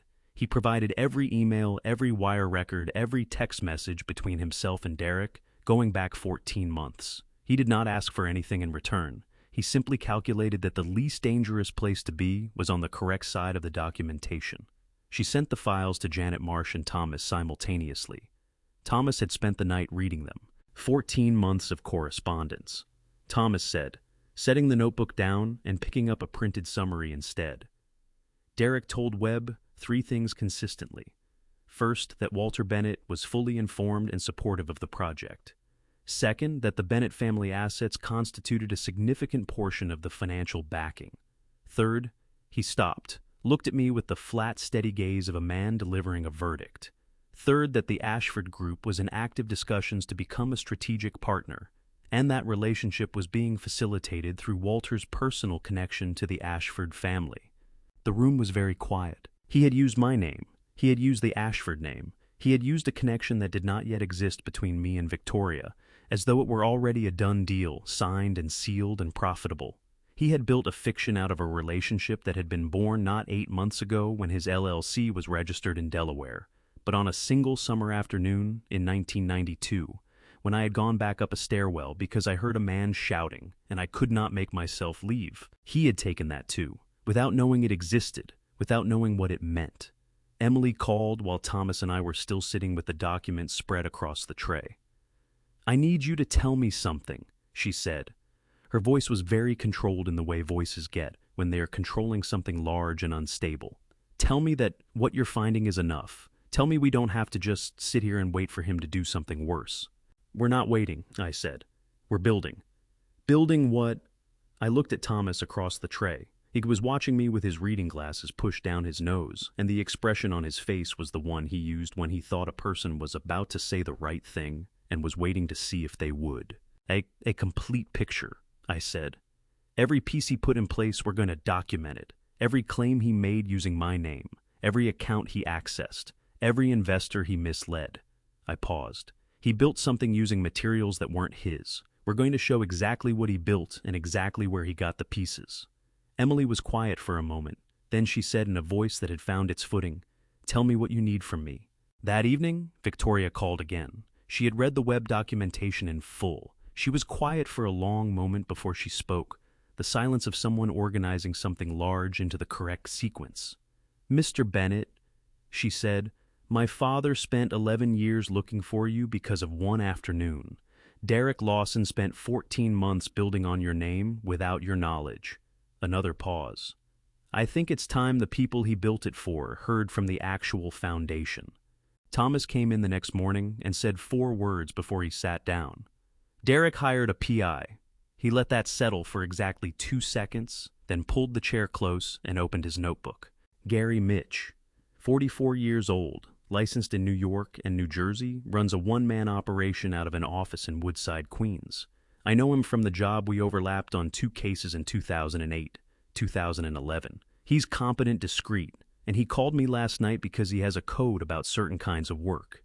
He said Derek came to him with a specific concern that someone connected to the Ashford family might surface and complicate the investor relationships he was building. Derek didn't know who. He just knew the Ashford Tower project was in the background of his father-in-law's history, and that if anyone ever made that connection, it could unravel everything he had constructed. Thomas looked up. He said he took the initial inquiry from Derek 3 weeks ago. The assignment was to find any personal or financial connection between Victoria Ashford and Walter Bennett that could be used to suggest the relationship was not what it appeared. I looked at Thomas steadily. He was looking for dirt on Victoria. He was looking for something Derek could use to reframe the story to CUS, Thomas said. If Mitch found evidence that Victoria had a prior business relationship with you, or a financial motive for involvement, Derek could argue in front of investors and in the press that the whole thing, the wrong number, the hospital visit, the photograph, was a manufactured narrative. A wealthy woman cultivating a lonely widower for leverage. He paused. Mitch found nothing, because there is nothing. You and Victoria Ashford had no prior relationship of any kind before that phone call. I nodded slowly. So Mitch came back empty, I said. And then what? Then Derek went a different direction. Thomas turned a page. Camille Porter has a contact at a media newsletter that covers elder care and financial protection issues. Her contact flagged a query that came in anonymously 2 days ago, someone asking whether the newsletter would be interested in a story about a wealthy heir using a hospital visit and an emotional backstory to cultivate an exclusive relationship with an elderly widower for undisclosed business purposes. He set the notebook down.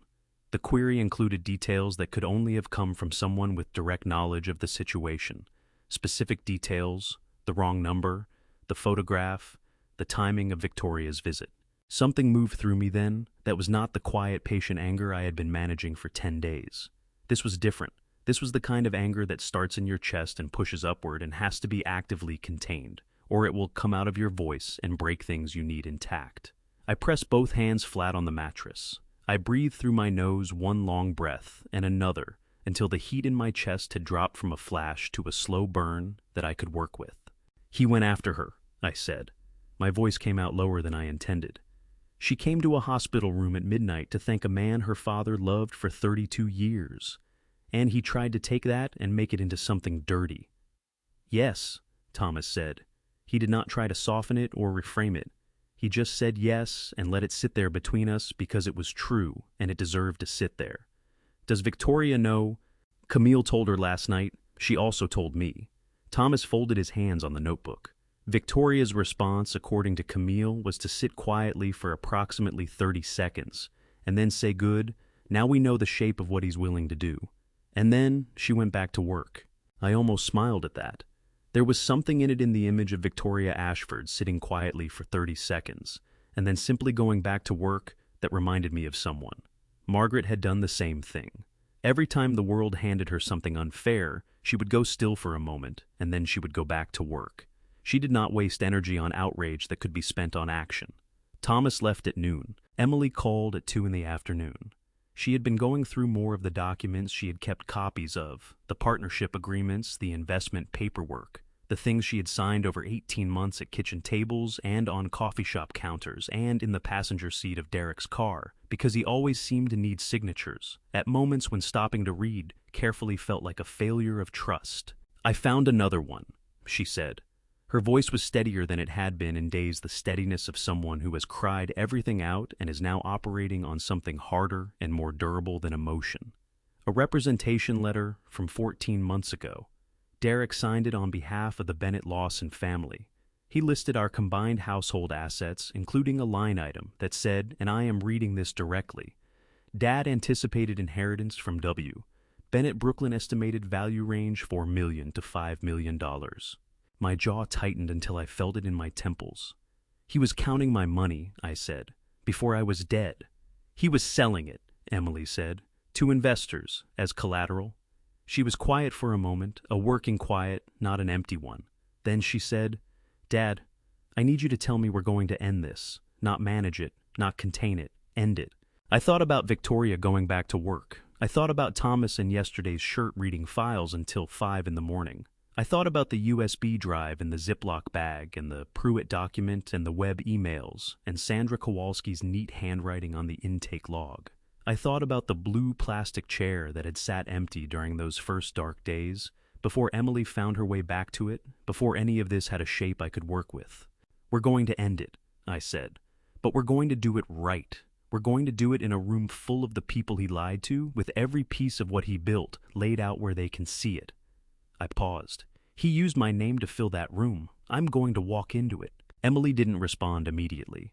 I heard her breathing change, slow down, deep in the way. Breathing changes when a person has been wound tight for so long that the act of someone else making a decision allows them to finally release some of the tension they've been holding in their body.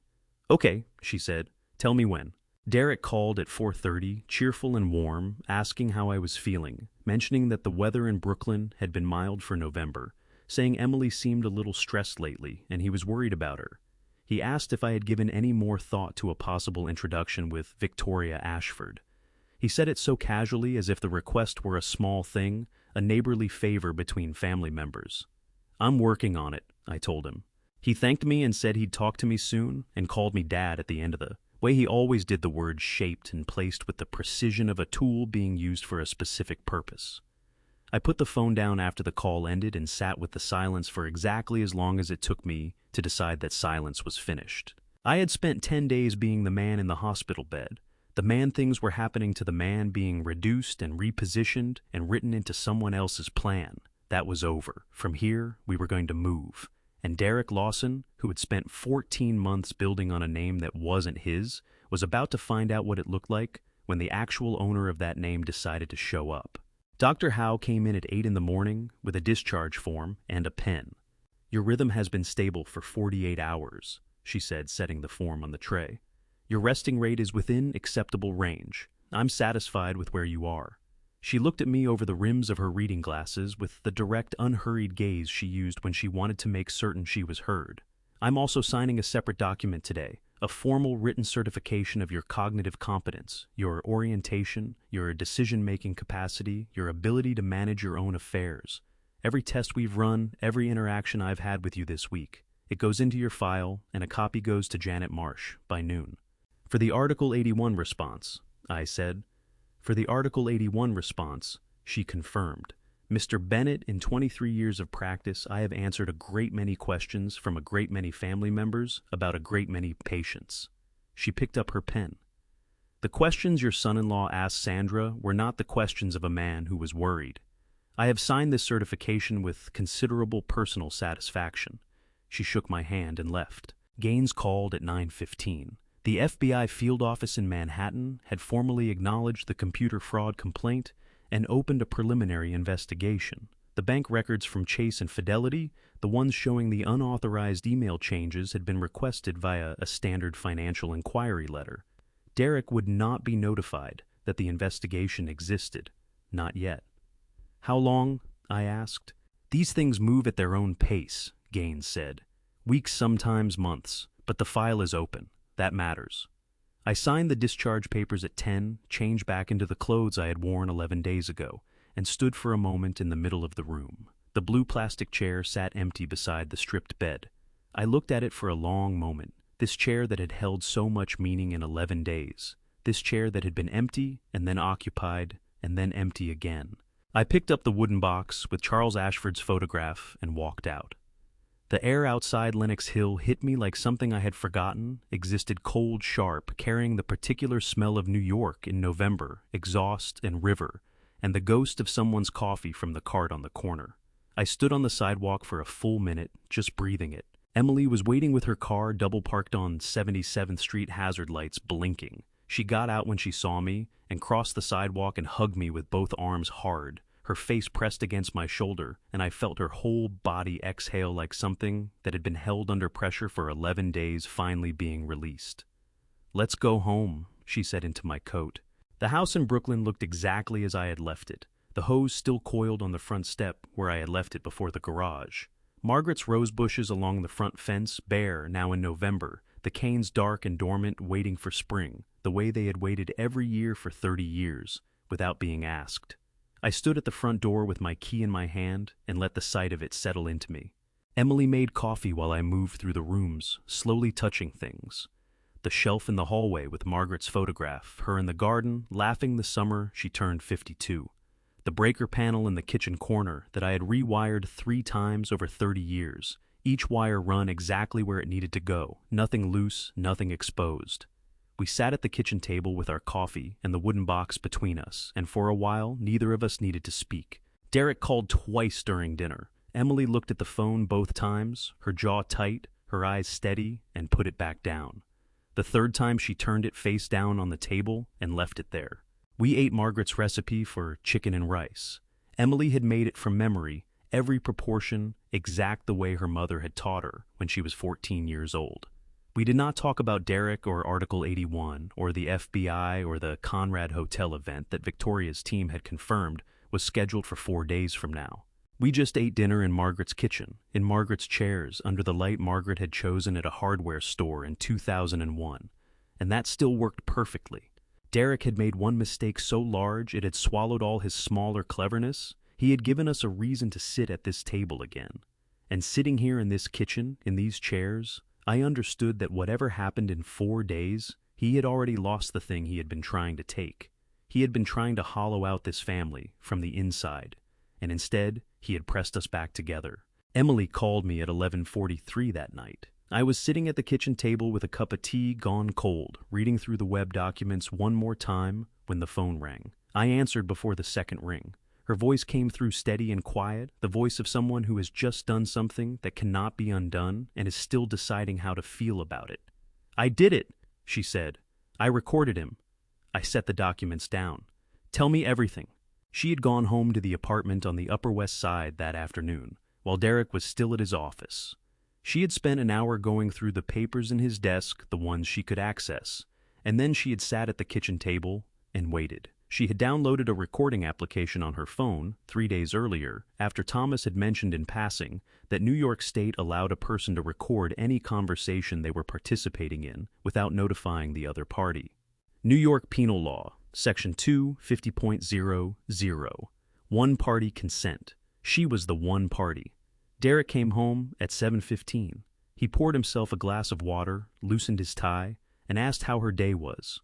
And Emily, who had her mother's eyes and her mother's stubborn refusal to look away from hard things, set her phone on the counter with the screen face down and the application running, and she asked her husband about the USB drive. "He tried to explain it away at first," Emily said. Her voice tightened around the words. "He said it was contingency planning, that every smart businessman thinks through scenarios, that I was letting my father's paranoia affect my judgment. And then I asked him which contingency involved calculating the estimated value of Dad's estate with a timeline labeled natural." Her breath caught for just a moment. That's when he stopped explaining. She read me the recording from notes she had taken while listening back to it. Derek's voice through Emily's phone in their kitchen on the Upper West Side. I needed him in a position where he couldn't move quickly. Weak off balance, not sharp enough to start making calls and pulling things apart before we had everything in place. My hand tightened around my phone. The Article 81 filing was insurance. Even if he fought it and Walter would fight it, I knew that it buys 90 days. 90 days where he can't sign anything, can't contradict anything, can't call Victoria Ashford and blow the whole thing up. Emily's voice came back on the line, barely above a whisper. "Then I asked him about keeping us apart, about telling you I wanted distance and telling me you didn't want visitors." Another pause, then Derek's voice again, flat and businesslike. The voice of a man explaining a decision that made complete sense to him. If you and your father were talking every day, he would have seen it. Walter is not a stupid man. I needed the distance. I created it. I stood up from the kitchen table. My legs carried me to the window, without my deciding to go there. Outside the street was quiet, a car passing a dog walker on the far sidewalk, the ordinary nighttime life of a Brooklyn street that had no idea what was happening in the house behind this window. "There's one more," Emily said. Her voice had dropped to something I had to press the phone hard against my ear to catch. I asked him about the long-term plan, about what happened when Dad got older, when things got harder. Derek's voice, the last recorded thing. "Emily, your father is 60 years old with a documented heart condition. We don't need this to work forever. We just need it to work long enough." The kitchen was very quiet. I did not speak for a moment because there was a sound building in my chest that I did not want to come out of my throat. Not grief exactly and not anger exactly, but something that contained both of them and was larger than either. "Emily," I said finally, "you did the right thing." "I know." Her voice cracked on the second word. I loved him, Dad. I actually loved him. And he was running a spreadsheet." She cried, then really cried the kind of crying that has been waiting behind a dam for days, and finally finds the opening. I stayed on the line and said nothing useful and meant everything I didn't say. Gaines had the recording by midnight. Thomas had it by 12:15. Thomas called me at 12:40. "Walter," he said, "we have everything we need." I looked out the window at the dark Brooklyn street. 3 days until the Conrad Hotel. "Good," I said. "Then let's finish it." Derek called me at 4 in the afternoon, 3 hours before his event. "Dad?" His voice was warm and unhurried, the voice of a man standing at the top of something he had been climbing for a long time. "I know you haven't been feeling your best, but it would mean a great deal to Emily if you could make it tonight. To me too, of course. Having family there, it matters." I was sitting at the kitchen table in Brooklyn, in the same chair I had sat in the night before, and the night before that. The wooden box with Charles Ashford's photograph was on the shelf in the hallway where I had put it when I came home from the hospital. Through the window, the late afternoon light was going orange over the rooftops. "I'm still not at full strength, Derek," I said. "I don't think I can make it tonight. I hope it goes well." A pause, the particular pause of a man who has gotten exactly the answer he wanted, but needs to perform a moment of disappointment. "Of course," he said. "Take care of yourself. We'll celebrate another time." He hung up. I set the phone on the table and looked at it for a moment, and then I stood up and went to change into the best suit I owned. It was 10 years old. The jacket still fit across the shoulders, but had the particular quality of something that had been to a number of funerals and knew it. I put it on anyway because it was what I had, and because some things matter more than the condition of your jacket. Thomas had been inside the Conrad Hotel since 6 o'clock. He had a legitimate invitation, a contact of his, a retired police captain, who had been invited as the representative of a small investment group, had added Thomas to his table 2 days earlier without fanfare or explanation. Thomas sat in the back of the ballroom with a glass of water he didn't drink and sent me updates on his phone in 3-word intervals. Full room, 200, Derek just arrived, stage setup, big screen.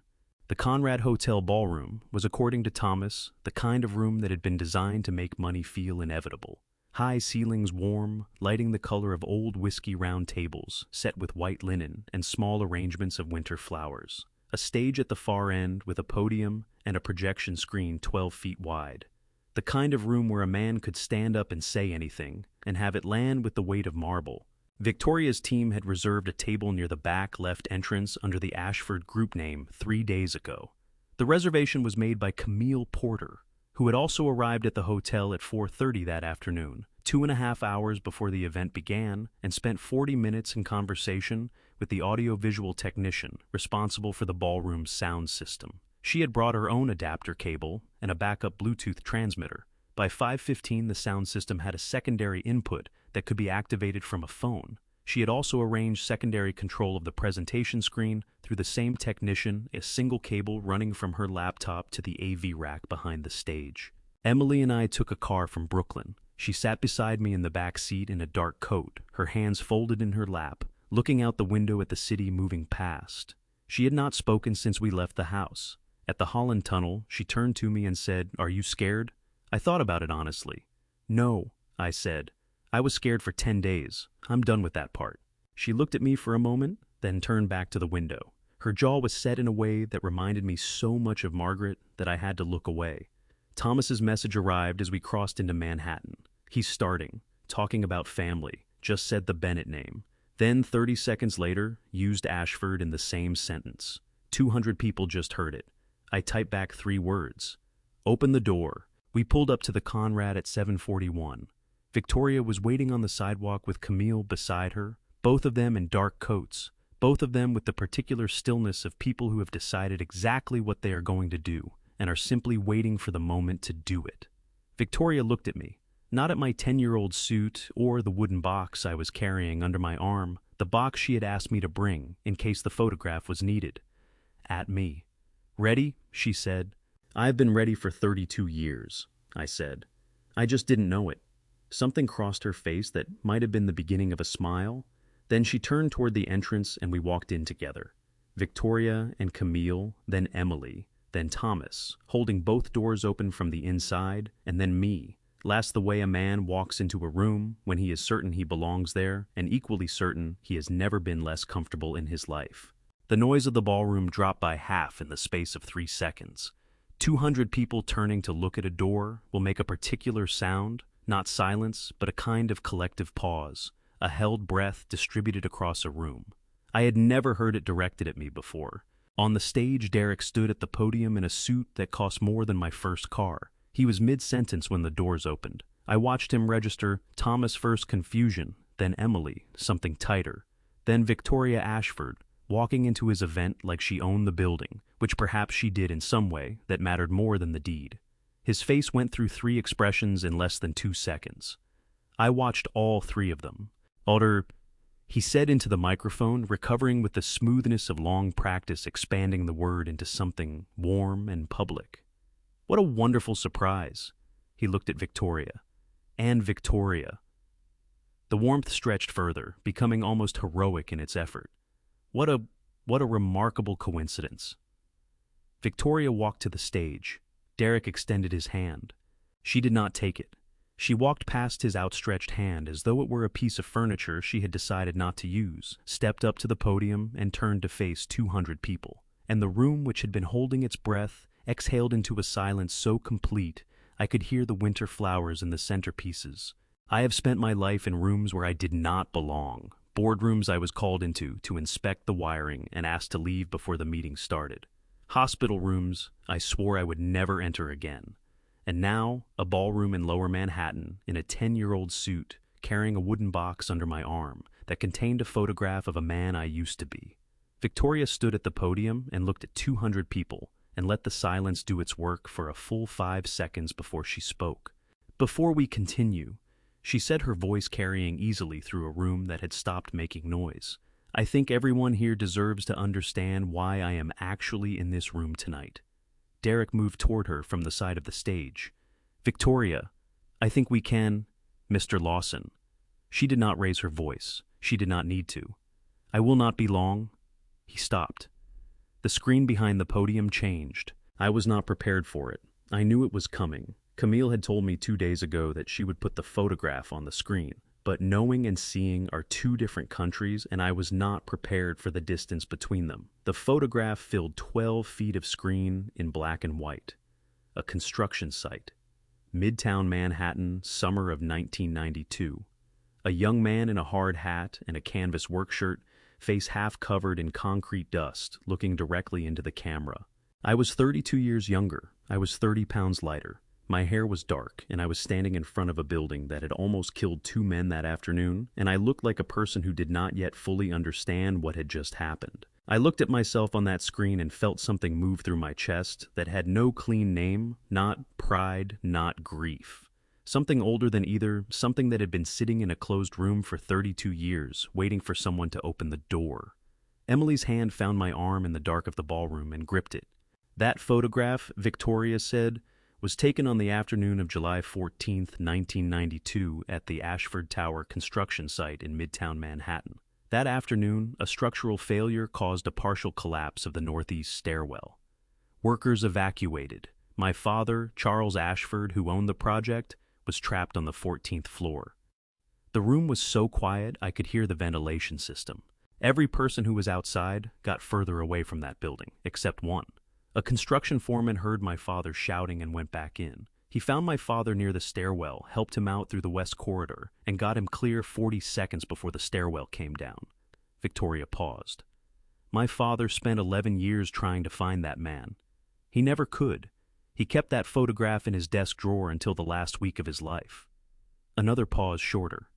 3 weeks ago, I received a phone call, a wrong number dialed from a hospital bed by a man who thought he was calling his friend. He talked for nearly 30 minutes about his daughter, about his late wife, about what it feels like to be alone in a hospital room, and wonder if your family has forgotten you.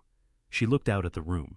"His name is Walter Bennett, and he is standing in the back of this room right now." 200 people turned around. I had not anticipated that part either. The sudden physical weight of 200 pairs of eyes finding you in the dark at the back of a room is not something you can prepare for by being told about it in advance. I felt Emily's grip on my arm tighten. I stood still and let them look. "I am here tonight."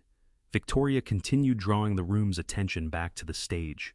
"Because Mr. Bennett's son-in-law has been representing to the people in this room that Walter Bennett stands behind this project, and that Ashford Group is engaged in active partnership discussions facilitated through that relationship." Her voice dropped by 1 register, the drop that carries more weight than volume. "I want to be clear. Walter Bennett has never agreed to support this project, and Ashford Group has never agreed to anything with Derek Lawson." The screen changed again. Documents. The Article 81 filing. The unauthorized email changes. The letter of intent from the Van Nuys transaction with Walter's name listed as primary backer. The representation letter listing anticipated inheritance as project collateral, each one clear enough to read from the 3rd row. Derek stepped forward. "These documents are being taken completely out of—" "Mr. Lawson." Gaines's voice came from the left side of the room, calm and precise, the voice of a man who has spoken in rooms like this for 30 years and has never needed to raise it. "I'd ask you to let us finish." Derek turned towards Gaines, then he turned toward Emily. Baby. His voice shifted lower. Personal a voice designed for 2 people and deployed in front of 200. You know this isn't the full picture. You know there's context here that... Derek. Emily's voice came out steadier than I had heard it in 2 weeks. She did not move from where she stood beside me. She did not flinch. I found the USB. The 3 words landed in the room like stones dropped into still water. Derek's mouth opened, closed. The composure that had carried him through 14 months of careful construction flickered just for a moment the way a light flickers before the power fails. That was... he started. Which scenario? Emily said. Her chin was up her shoulders back, her voice carrying every foot of that ballroom without effort. The one where Dad signs, the one where the court decides he can't, or the one you label natural timeline. The room made a sound that was not quite a gasp and not quite silence, but something between them, the sound of 200 people understanding something at the same moment. 3 investors stood up from their tables. A 4th reached for his phone. Derek turned to look at me across the length of the ballroom, and for the first time since I had known him, his face held something I had not seen there before. Not calculation, not warmth deployed as strategy. Something rawer and more fundamental than either. You did this, he said. His voice cracked on the second word. You turned my wife against me. You brought these people here, and you... No. My voice came out of me quietly, the way a circuit breaker trips not with drama, but with the simple permanent authority of a system doing exactly what it was designed to do. I told my daughter to look for herself. She's the one who found you. Emily took 1 step forward. There's one more thing, she said, and the room, which had already been very quiet, became the quietest I have ever heard 200 people be. Emily looked at Camille. Camille nodded once and touched something on her phone. The room's sound system carried Derek Lawson's voice to every corner of the Conrad Hotel ballroom with the same clarity and warmth it had carried his presentation 40 minutes earlier. The irony of that the microphones and speakers he had paid for were now doing this, was not lost on me. His voice filled the room, the same calm, unhurried voice I had heard on the phone for 10 days. The voice of a man who believed he was the only one in the room who understood how things actually worked. The first words were enough to change the temperature. 200 people heard Derek Lawson say that he had needed me weak and off balance, that the Article 81 filing had been designed to buy 90 days of silence, that he had manufactured the distance between a father and his daughter deliberately because Walter Bennett was not a stupid man and had to be kept from seeing clearly. No one moved, not one chair, not one glass lifted from a table. The room simply held its breath and let the voice in the speakers do what it was doing. Derek took 2 steps toward Emily. His hand came up the beginning of something, an explanation or a plea or both at once. Thomas moved into the space between them without a word. He did not touch Derek. He simply stood there with the particular stillness of a man who has done this before. And Derek stopped. The room heard the last recorded words without any help from me. A woman at one of the front tables pressed both hands over her mouth. A man in a gray suit pushed his chair back slowly, the legs dragging against the floor in a sound that carried further than it should have. 3 more people stood. None of them sat back down. Emily did not look away from her husband. Her chin was up. Her hands were at her sides. She had stopped trembling 3 days ago and had not started again. When the recording ended, the silence that followed was not empty. It had weight. The particular gravity of 200 people who have just heard a man say out loud in his own voice, in his own words, exactly what he thought no one would ever hear him say. Derek turned to face the room. His jaw was working. His eyes moved across the tables, the investors he had spent 14 months cultivating, the contacts he had built, the room he had filled with borrowed credibility and other people's names. And I watched him understand in real time that every face looking back at him had changed. He started. This has been taken completely out of context. There are things about this situation that you don't... Derek, my voice came from the back of the room quietly and traveled the full length of it. He looked at me. I had nothing elaborate to say. I had been an electrician for 40 years. I fixed things by finding the fault and cutting the power. The fault had been found. The power was cut. It's over, I said. 2 men entered from the service entrance on the left side of the ballroom, Derek's own legal counsel, whom Gaines had quietly notified an hour before the event began. They moved without urgency, without drama, the way people move when they have done this before, and know that speed is not the point. They approached Derek from either side, and one of them leaned close and said something I could not hear from where I stood. Derek's shoulders dropped by 1 inch, just 1 inch. But I saw it. He nodded. He straightened his jacket with both hands, the gesture of a man trying to hold on to the last version of himself that felt intact, and he walked out of the room between the two men without looking back. The ballroom exhaled. Victoria stood at the podium and addressed the room for 2 more minutes calmly, precisely the way she did everything.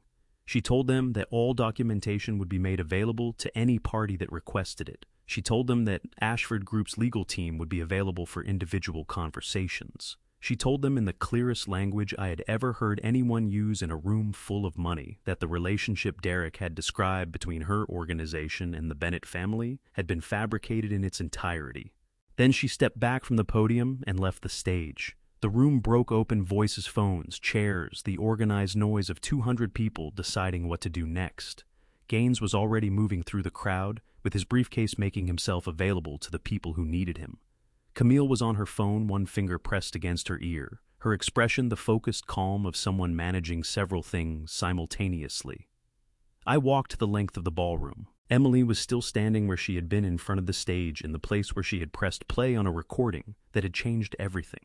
She was looking at the door through which Derek had walked out, and her face held the particular expression of someone who has done the right thing and is now left alone with the full weight of what the right thing cost. I put my arms around my daughter. She pressed her face against my shoulder, the way she had as a child, when the world had been unkind, and I was the nearest solid thing, and I felt her whole body shake once, twice, and then slowly still. "You did good," I said into her hair. She made a sound that was not quite a laugh and not quite a sob, but contained both of them. Her fingers gripped the back of my jacket with everything she had. Victoria appeared beside us. She did not say anything. She put one hand briefly on Emily's shoulder and left it there for a moment, and then she moved away to let us have what was ours. I stood in the middle of that emptying ballroom, holding my daughter, and I thought about a blue plastic chair beside a hospital bed, and a wrong number dialed in the dark, and a man who had spent 32 years in a desk drawer waiting to be found. And I understood that some things do not resolve cleanly, and some wounds take a long time to close, and that what had happened tonight was not an ending so much as the moment a circuit finally completed itself. 3 weeks later, Victoria came to Brooklyn. She came alone, no Camille, no assistants, no men in dark jackets standing in hallways.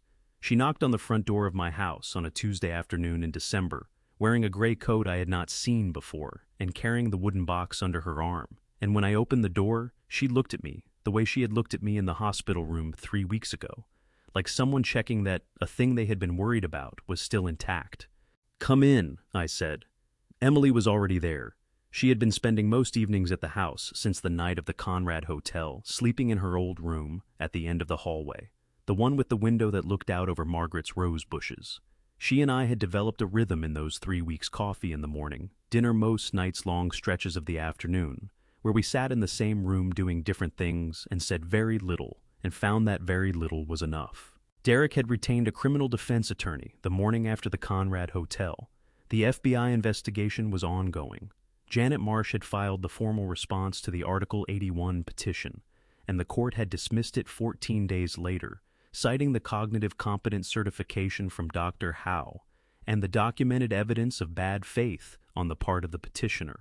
The Van Nuys transaction had been unwound. BL Capital Partners LLC had been dissolved. I did not follow the details too closely. Gaines and Janet Marsh followed them for me.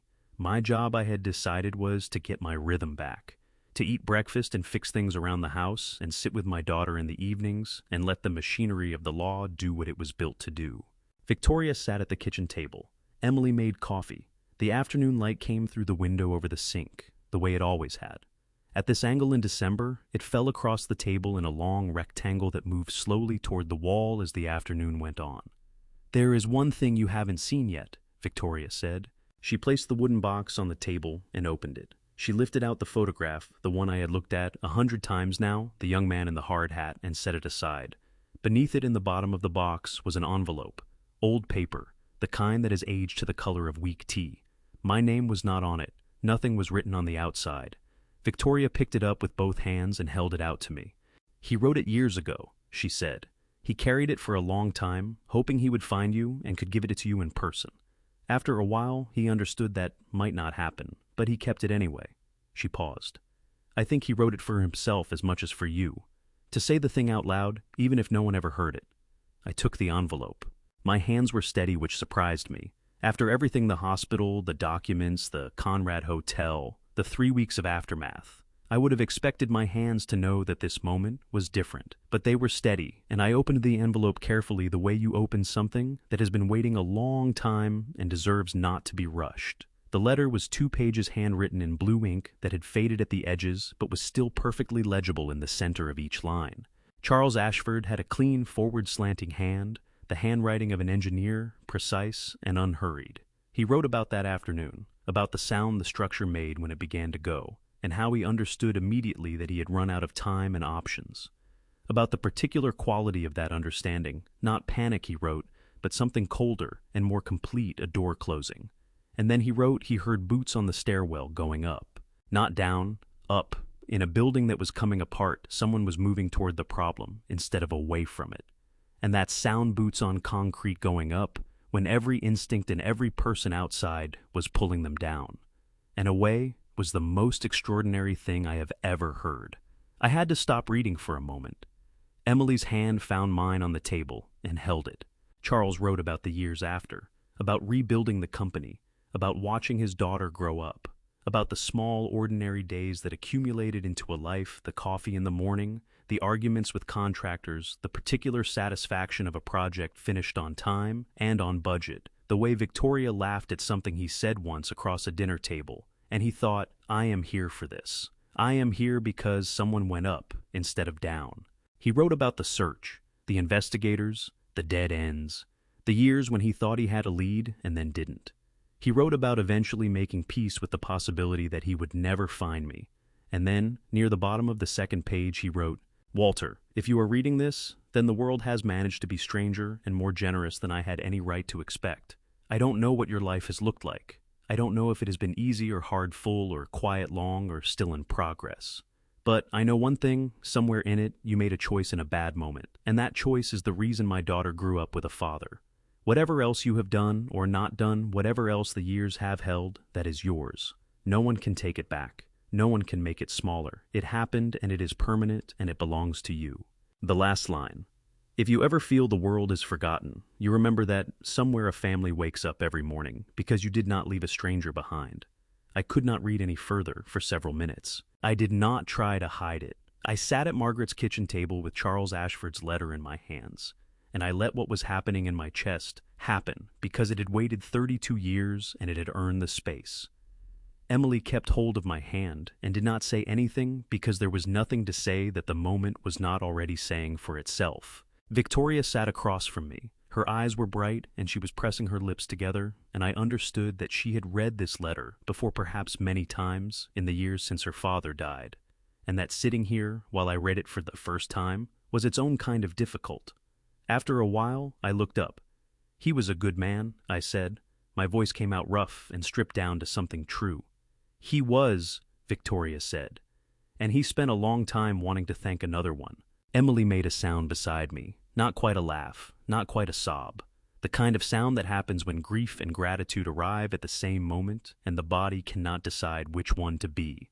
She pressed the back of her hand against her mouth, then lowered it and straightened in her chair, the way Margaret used to straighten when she had decided she was done being overwhelmed and was ready to be present again. I looked at the chair beside me, the chair where Emily was sitting. I looked at the letter in my hands. I looked at the afternoon light moving slowly across the table toward the wall, the way it had moved in this kitchen for 30 years, patient and indifferent, and somehow comforting in its constancy. I thought about a blue plastic chair in a hospital room in Manhattan that had been empty for 4 days. I thought about a phone with a cracked screen and a number dialed wrong in the dark. I thought about boots on a stairwell going up. I used to think wrong numbers were mistakes, I said. Victoria looked at me. I don't anymore, I said. Outside, the December light was going amber over the rooftops of Brooklyn. Margaret's rose bushes stood bare along the front fence canes, dark and patient, waiting for spring, the way they always had, the way they always would. The chair beside me was not empty.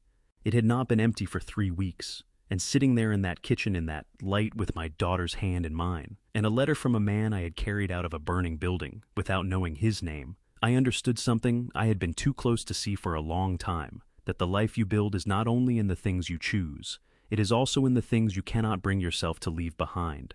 32 years ago, I could not leave a stranger on a stairwell, and that inability, that single ordinary refusal to walk away, had found its way back to me across 3 decades and one wrong number, and had given me back my daughter and my name and the particular dignity of a man who was known for what he actually is.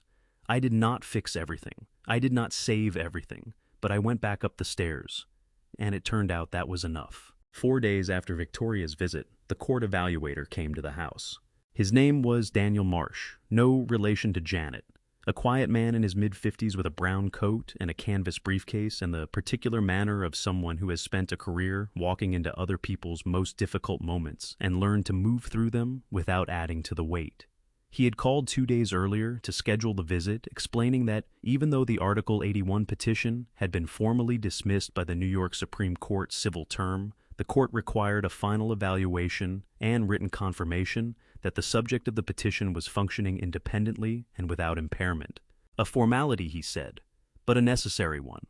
I had expected to feel something when he arrived, residual anger perhaps, or the particular exhaustion of having to prove yourself to a stranger because someone you trusted decided to make you a target. Instead, I felt almost nothing. The petition was dismissed. The machinery had worked the way it was supposed to work.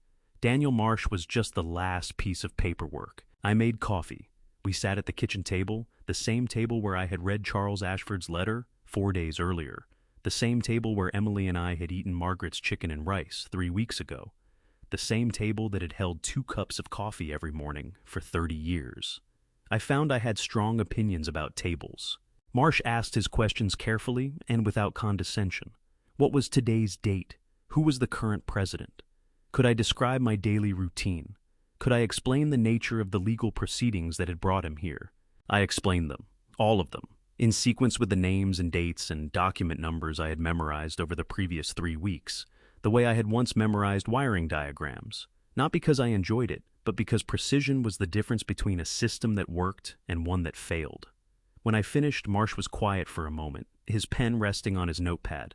"Mr. Bennett," he said, "in my experience, people who have been through what you've been through in the last 3 weeks either come out of it angry or depleted.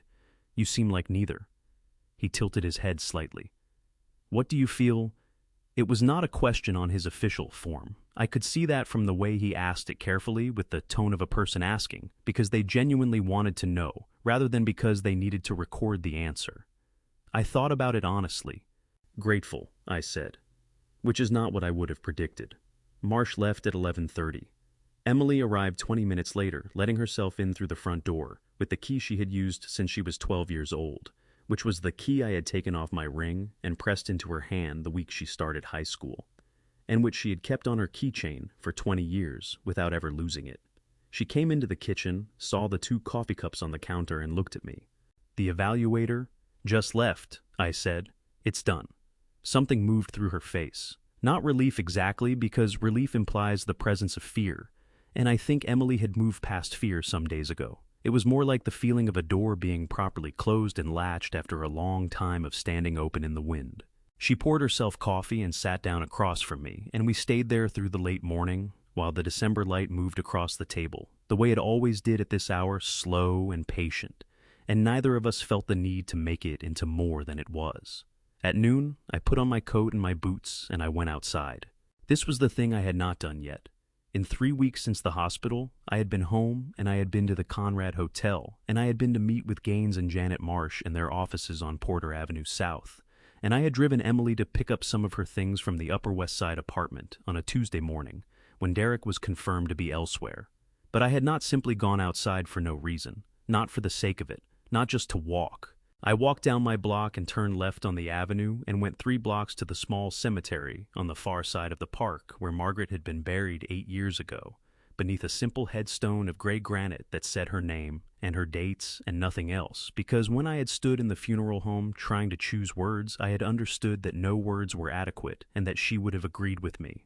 The grass was winter brown and the trees were bare, and my breath made small clouds in the cold air. I stood at the headstone, with my hands in my coat pockets, and looked at her name.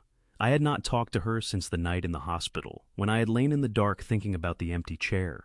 That was the night I had called Thomas and dialed the wrong number and set all of this in motion. I had been too busy since then to come here. I should have visited sooner, I said aloud.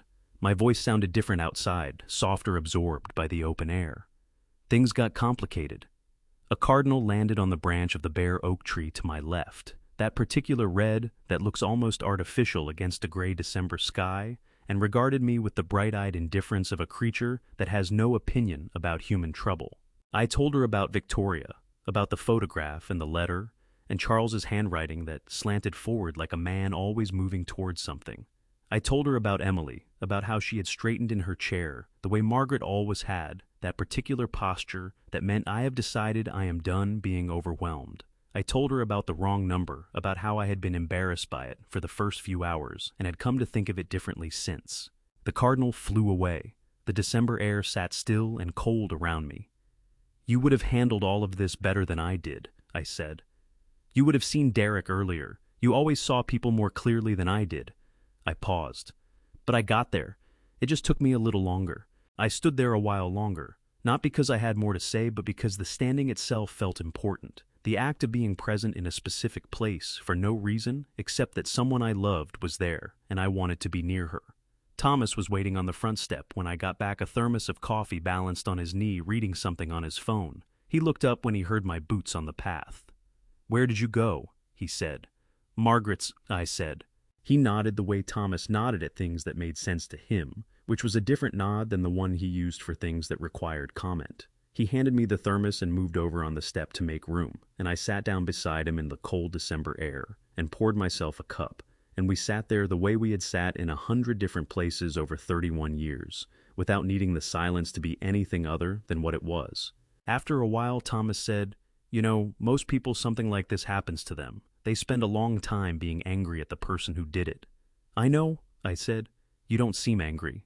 I thought about Derek, about the suit he had straightened with both hands before walking out of the Conrad Hotel, the gesture of a man holding on to the last version of himself. I thought about the 14 months of careful construction. I thought about the spreadsheet with 3 tabs and a column for estimated values. I was angry, I said, for about a week, then I got busy. I looked out at the street, the ordinary Brooklyn street, bare trees and parked cars, and a woman walking a dog on the far sidewalk. He wanted me afraid and isolated. I spent 2 weeks being exactly those things. That's his portion of my life that he already got. I'm not giving him more. Thomas looked at me for a moment with the flat, considered gaze he used when someone had said something he wanted to remember. "Margaret would have said something like that," he said. "She would have said it better." I said. He laughed, a real laugh, the kind that comes without preparation, and I found myself laughing too, the two of us sitting on the front step in the cold, with a thermos of coffee, laughing at something that was not entirely funny, but was not entirely serious either, the way old friends laugh at things that have survived enough time to be looked at from a slight distance. Emily opened the front door behind us and looked out. "Are you two going to sit on the steps in the cold forever?" she said. "Or are you going to come inside and eat something?" Thomas stood up, brushing off his coat, and looked at me. "She sounds like her mother," he said quietly. "I know," I said. "It's the best thing about her." I stood up and followed my daughter inside into the warmth of Margaret's kitchen, where the kitchen was quiet in the way it had always been, quiet at this hour, the kind of stillness that does not ask anything of you. The chair beside me was not empty. It had not been empty for weeks, and I had learned something in the previous month that I had somehow spent 60 years not quite understanding, that the life you are given is only partly about what happens to you. The larger part, the part that actually determines the shape of things, is about what you do in the moments when you could walk away and you don't. 32 years ago, I went back up a stairwell. 3 weeks ago, I walked into a ballroom in a 10-year-old suit. They were the same choice, separated by 3 decades and a wrong number that turned out to be the most accurate call I ever made. I have told you this story the way it happened, but I want to say one thing before we part. For too long, I confused silence with patience. I saw the empty chair beside my hospital bed and told myself it was fine, that family is complicated, that people get busy, that love shows up eventually. I was wrong. Family betrayal does not always arrive loudly. Sometimes it arrives in small silences, in unanswered calls, and papers slid across a table with a quiet, "Just sign here." I have lived this family story from the inside, and I know how quietly family betrayal can begin with a smile, a handshake, and a pen. Do not make my mistake. Pay attention early. The people who love you will find the chair. The ones who love what you own will find the paperwork. And the most painful family betrayal is always the one you never saw coming from the person you chose to trust. I believe God puts the right-wrong number in front of you at exactly the right moment. I did not dial Victoria's number by accident. I believe that.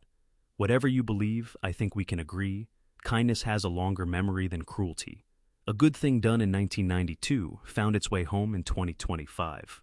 This is what family story means to me, not the perfect version, but the honest one, the one where people hurt each other and find their way back. If this family story touched something in, you leave a comment below.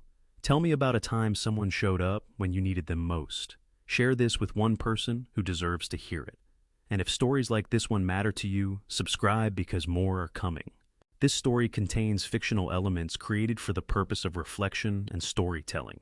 If this content was not for you, I respect that completely. Please feel free to explore something that serves you better. Thank you truly for staying until the end. It means more than you know.